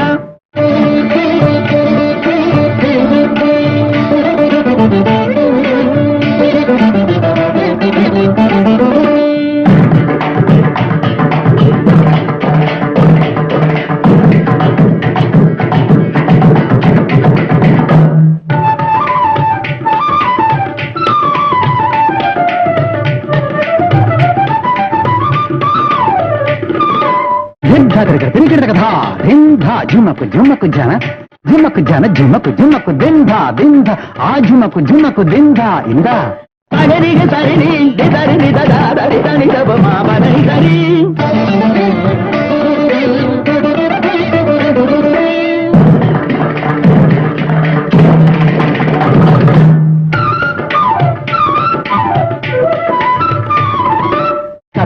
ತಕಿಟ್ಟ ಗೆಣುತ್ತಾರೆ ನಿಮಿತ್ತ ಕಾಂಗ್ರೆ ಗಿಡದ ಇಂಗ್ರಿ ಗಿಡದ ಉಂಗ್ರಿ ಗಿಡದ ಗರಿ ಮಗರಿ ತಾರಿಗ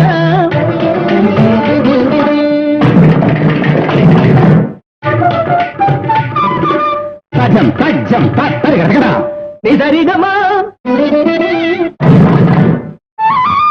ದುಂದರಿ ಗಿಡದ ಗರಿ ದಂ ತರಿ ಗಿಡದ ಅರಣಿ ಗಿಡಗೈ ಅಗದಿರಿ ಮಗ ಗಗ ಬಬ ಮದ ಬಬರಿ ಮದ ಬಬರ ಮನಿ ದ ಸನಿ ರಿ ಸಗರಿ ಮಗ ಕನಿ ದನಿ ದ ಸನಿ ದನಿ ರಿ ತರಿ ತರಿ ದ ದರಿ ದನಿ ದ ಬದನಿ ದ ರಿ ಗಮ ಮದ ಬಬ ಗಮ ತಸನಿ ದ ಬದ ನಿ ತಗರಿ ದರಿ ನಿ ತಗನ ಗರಿ ಗ ಸಮಯರಿ ಗ ಕನಿ ದನಿ ರಿ ಮೇರಿ ದನಿ ದ ದನಿ ದ ಬಬ ಪಾತ ದನಿ ದ ಬಬ ದಿ ದನಿ ದ ಬಬ ಕನಿ ದನಿ ದ ರಿ ತಗರಿ ಗರಿ ಗ ಕಬರಿ ದ ಗಂಟಿ ಗರಿ ದನಿ ದನಿ ದನಿ ದನಿ ರಿ ದನಿ ದ ಮಂಗರಿ ದನಿ ದ ಬದಂತಿ ದ ಬಬ ಗರಿ ದೆ ಕಮರಿ ಭಾಟುನಾನೆ ಭಾವವುನಾನೆ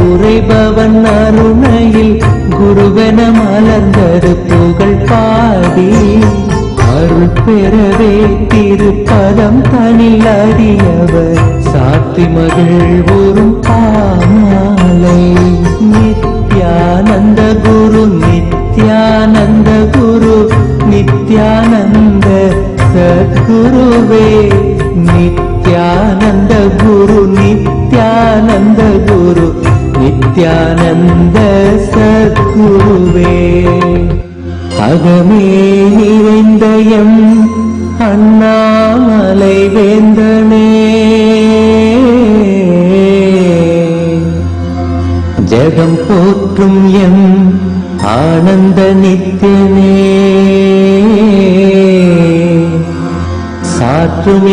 சாற்றுமித்தாமலை ஏற்றமை காப்பாயே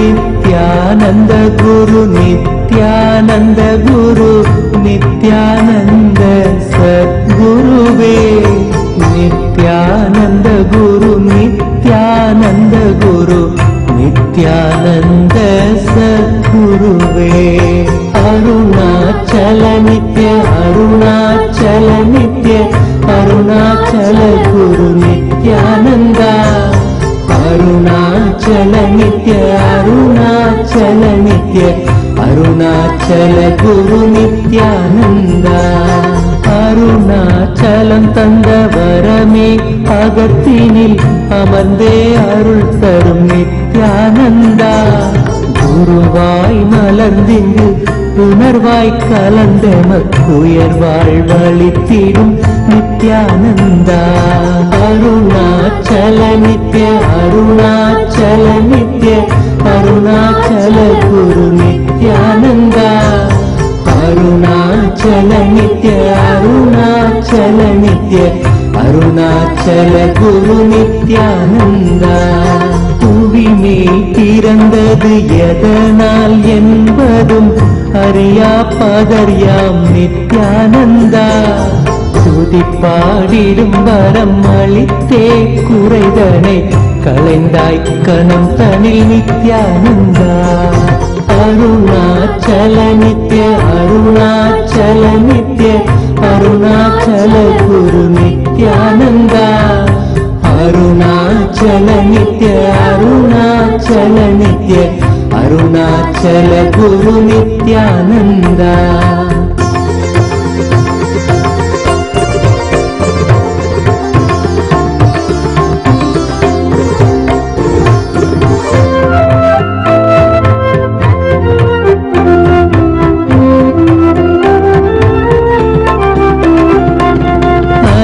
பாய்ந்திடும் மனம் நிலையாய் அமர்த்திடுவாயென பணிந்தோம் நித்யானந்தா மனம் தாண்டிய மலை மகனே புயலென புகுந்தாய் மனந்தனில் நித்யானந்தா அருணாச்சல நித்ய அருணாச்சல நித்ய அருணாச்சல குரு நித்யானந்தா அருணாச்சல நித்ய அருணாச்சல நித்ய அருணாச்சல குரு நித்யானந்தா இக வாழ்வே பெரும் பிணிதானென உணர்ந்தே உனை அடைந்தோம் நித்யானந்தா ஜெகமாயையில் இருந்தமை மீட்டே தடுத்தாட்கொண்டிடுவாய் நித்யானந்தா அருணாச்சல நித்ய அருணாச்சல நித்ய அருணாச்சல குரு நித்யானந்தா அருணாச்சல நித்ய அருணாச்சல நித்ய அருணாச்சல குரு Nithyananda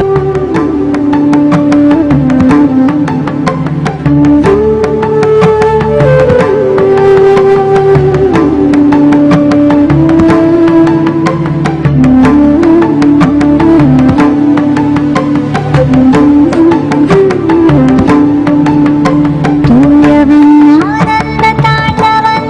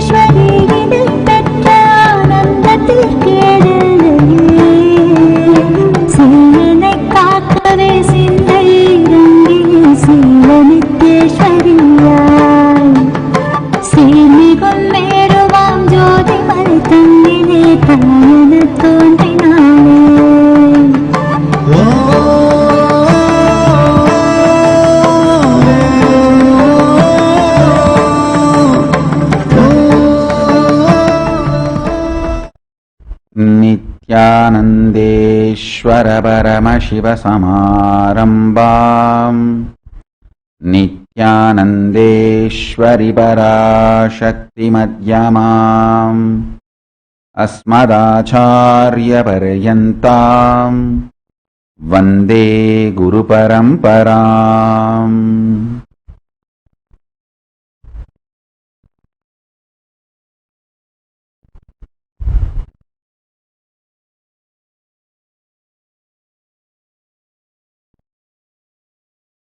I welcome you all with my love and respect. I welcome all the living, practicing Hindus from all over the world.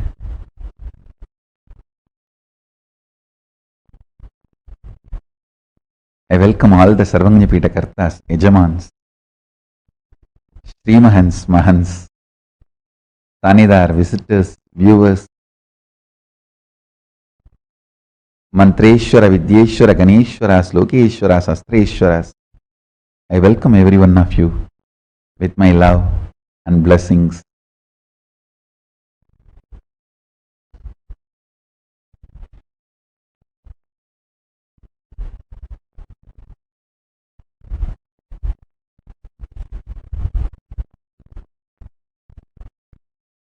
Paramashiva's message directly from KAILASA. Intensifying your evolution,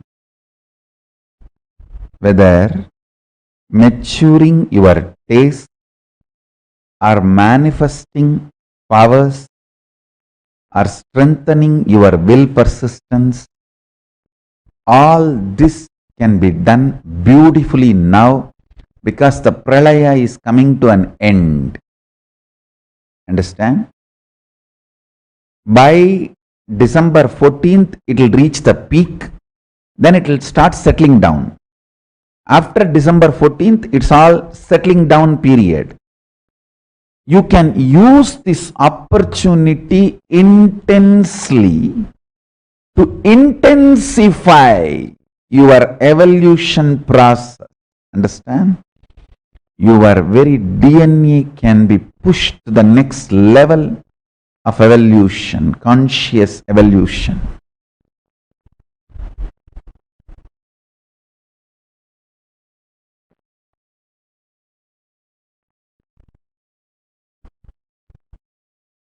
Body, mind, consciousness,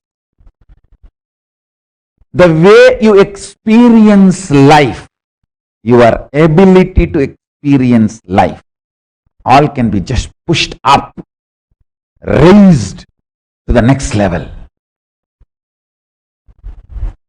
Understand?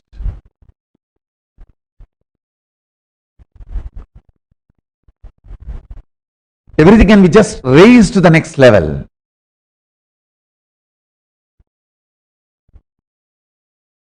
Last few days I am continuously in Samadhi to make that happen for all of you. Understand? This is the most sensitive time of your life. For each one of you I am talking. Make intensely life positive decisions. Even if you feel like you don't have a future, if you make that life positive decision. See, life positive decisions are like giving birth to yourself. Every time when a mother gives birth to a baby, she feels like she may die. Listen carefully. Your fears about life positivity should be kept aside.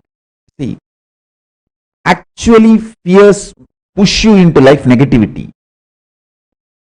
They try to bring you down from your life positivity and intensity of life. Make all decision towards expansion. In Agama, Bhagavan says very clearly, Paramashiva says very clearly, for making a temple larger,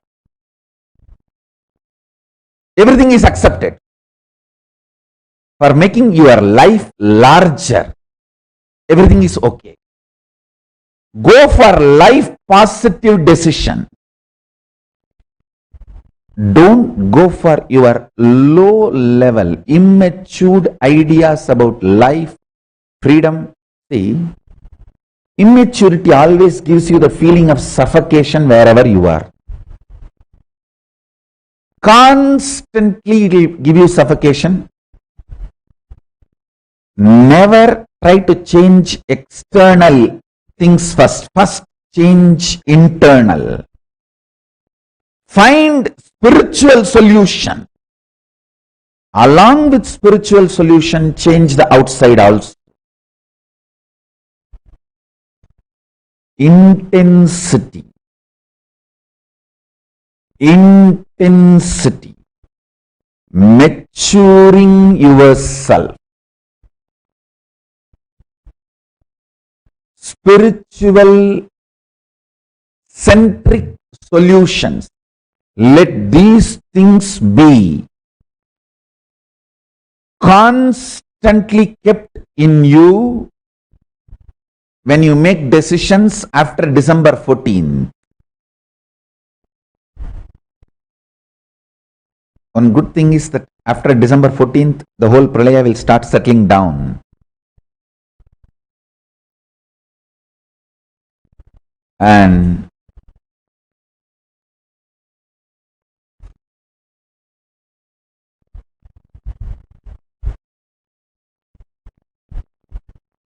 we should be extremely life positive, life affirmative.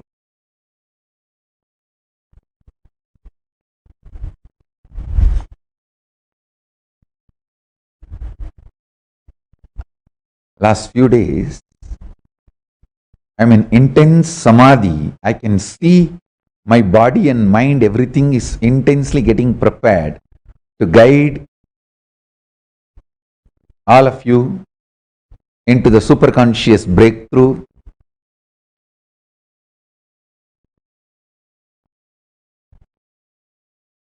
Pralaya has taught lots of lessons.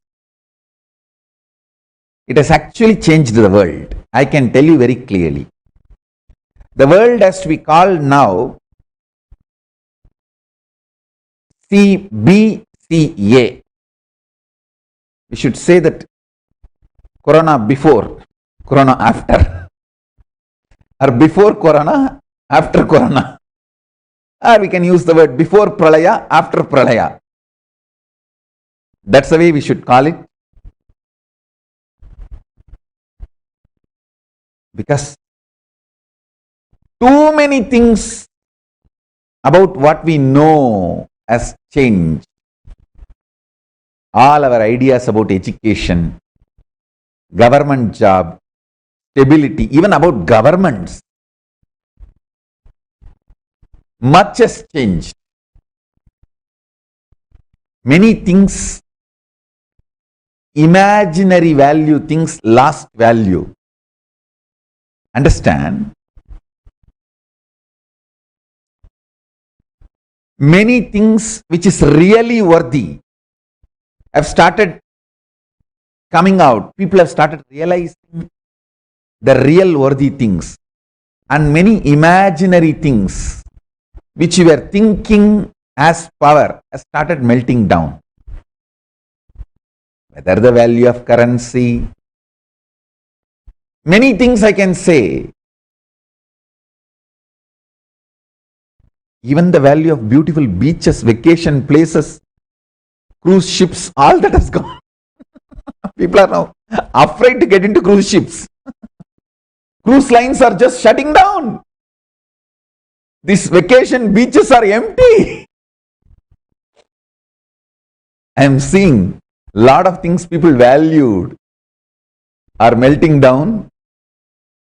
A lot of things people did not value are gaining value. The spiritual principles, the powerful cognitions are gaining value. I tell you, Pralaya has taught a lot. we should actually name the era before Pralaya, BP, after Pralaya, AP. That's the way it should be. It should be named now. The era should be named only this way.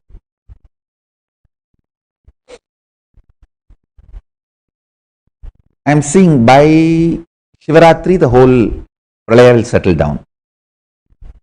It will settle down and the new life will start happening, manifesting. The new way of living will start manifesting by Shivaratri.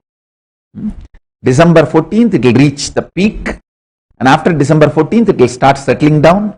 By Shivaratri the new life will start.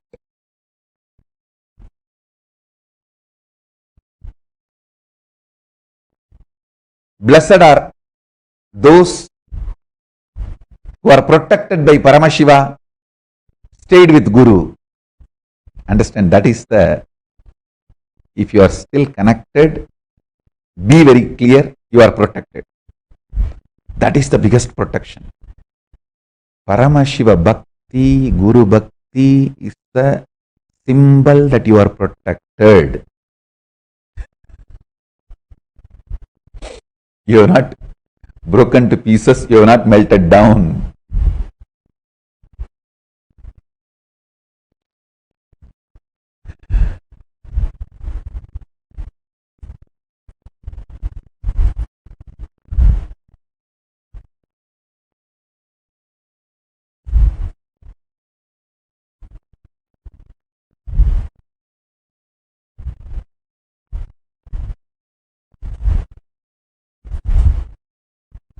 I think I am in too high space. If I speak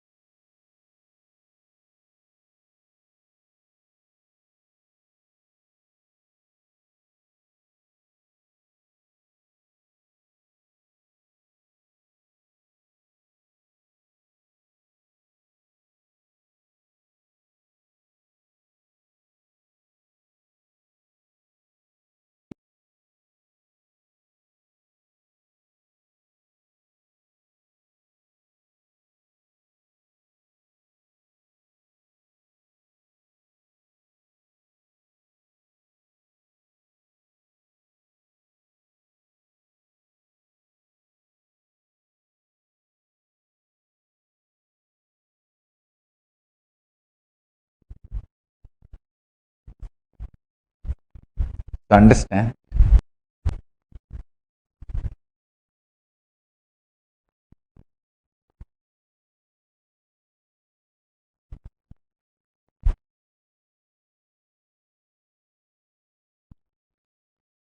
be intensely life positive.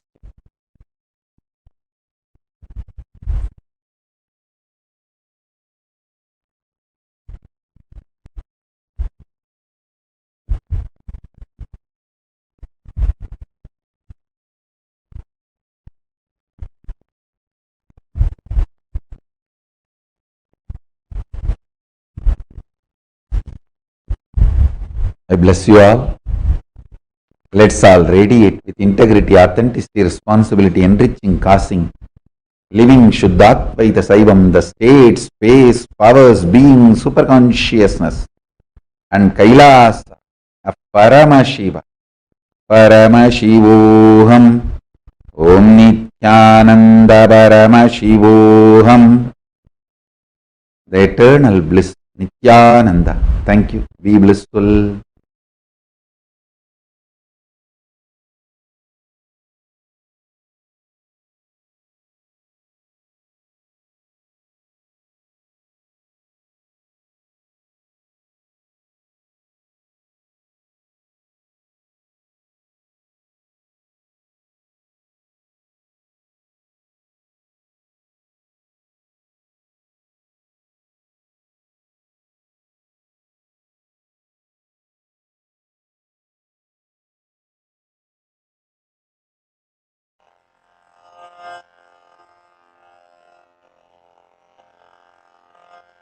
श्रीकैलासोन्नतद्वादशान्तश्यामलापीठारूढ श्रीमीनाक्षिसुन्दरेश्वरा भिन्नस्वरूप परशिवपुत्ररत्न Kumar गुरुमण्यतुल्यावतार श्रीपार्वतीस्तन्यपानलब्धदिव्यज्ञान विश्रुतसकलनिगमागमसारभूत द्राविडवेदप्रवक्त्रे श्रीमत्परमशिवकरुणासमधिगतमुक्तामयचतुरश्रयान गीयमान छत्रचामर श्रीचिह्नकाहलादिसमस्तबिरदावल्यलङ्कृत ज्ञानविज्ञानचक्रवर्ती सर्वजनसङ्घसद्यो निर्वाणदीक्षाव्ययापवर्गवर्ष विश्राण Jimuta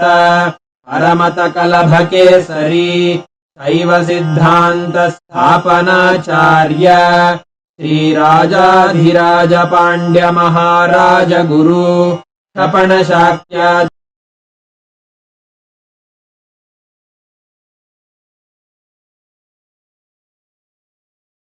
महान्धकार निवारण ज्ञानभानु वीक्षणानर्ह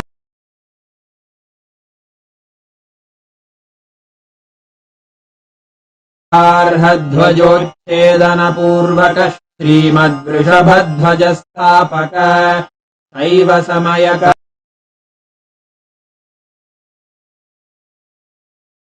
कर्त्रे सर्वज्ञपीठारूढ श्रीजगद्गुरु श्रीज्ञानसम्बन्धदेशिकस्वामि वागीशसुन्दरमाणिक्यवाचकस्वामिनाम् अवतारभूत श्रीज्ञानसम्बन्धस्वामि पुनरुद्धृत श्यामलापीठ सर्वज्ञपीठ त्रिनवत्युत्तरद्विशततम गुरुमहासन्निधान अरुणगिरियोगीश्वर परम्परागत अरुणाचल सर्वज्ञपीठ गुरुमहासन्निधान कैलास परम्परागत काञ्ची कैलास सर्वज्ञपीठ त्रयस्त्रिंशदुत्तरद्विशततम गुरुमहासन्निधान नित्योत्सव नित्यमङ्गल नित्यकल्याण नित्यरजित कैलास परम्परागत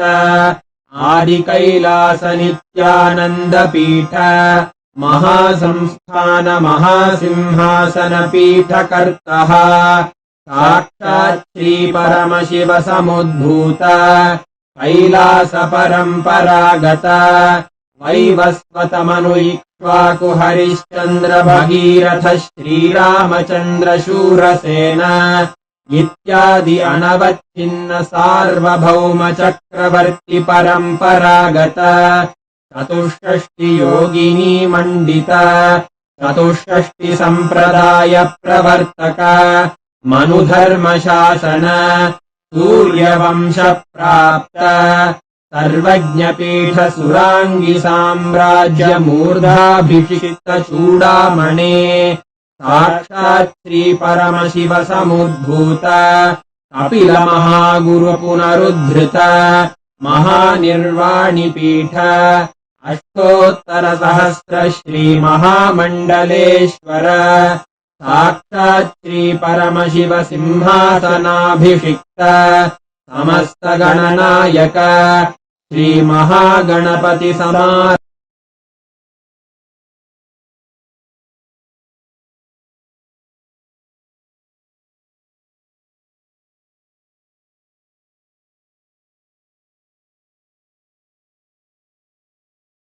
अटलपीठाधीश्वर धर्ममुक्तिस्वर्गपुरस्वर्णपीठ त्रयोविंश गुरुमहासन्निधान कैलास परम्परागत आदिपीठ सर्वज्ञपीठ जगद्गुरो श्रीकैलास पुनरुद्धारक श्रीकैलास परमाचार्य श्रीमत्परमहंस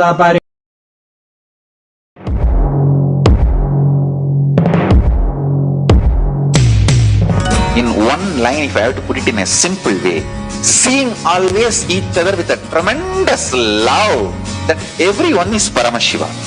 There starts Kailasa. Whether you hug each other, love each other, or ferociously train each other, the core cognition should be seeing each other as Paramashiva. That is where the seed of Kailasa starts.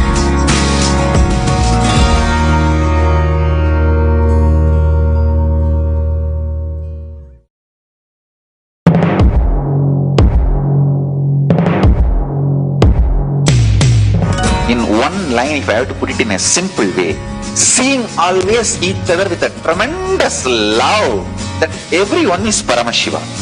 There starts Kailasa. Whether you hug each other, love each other,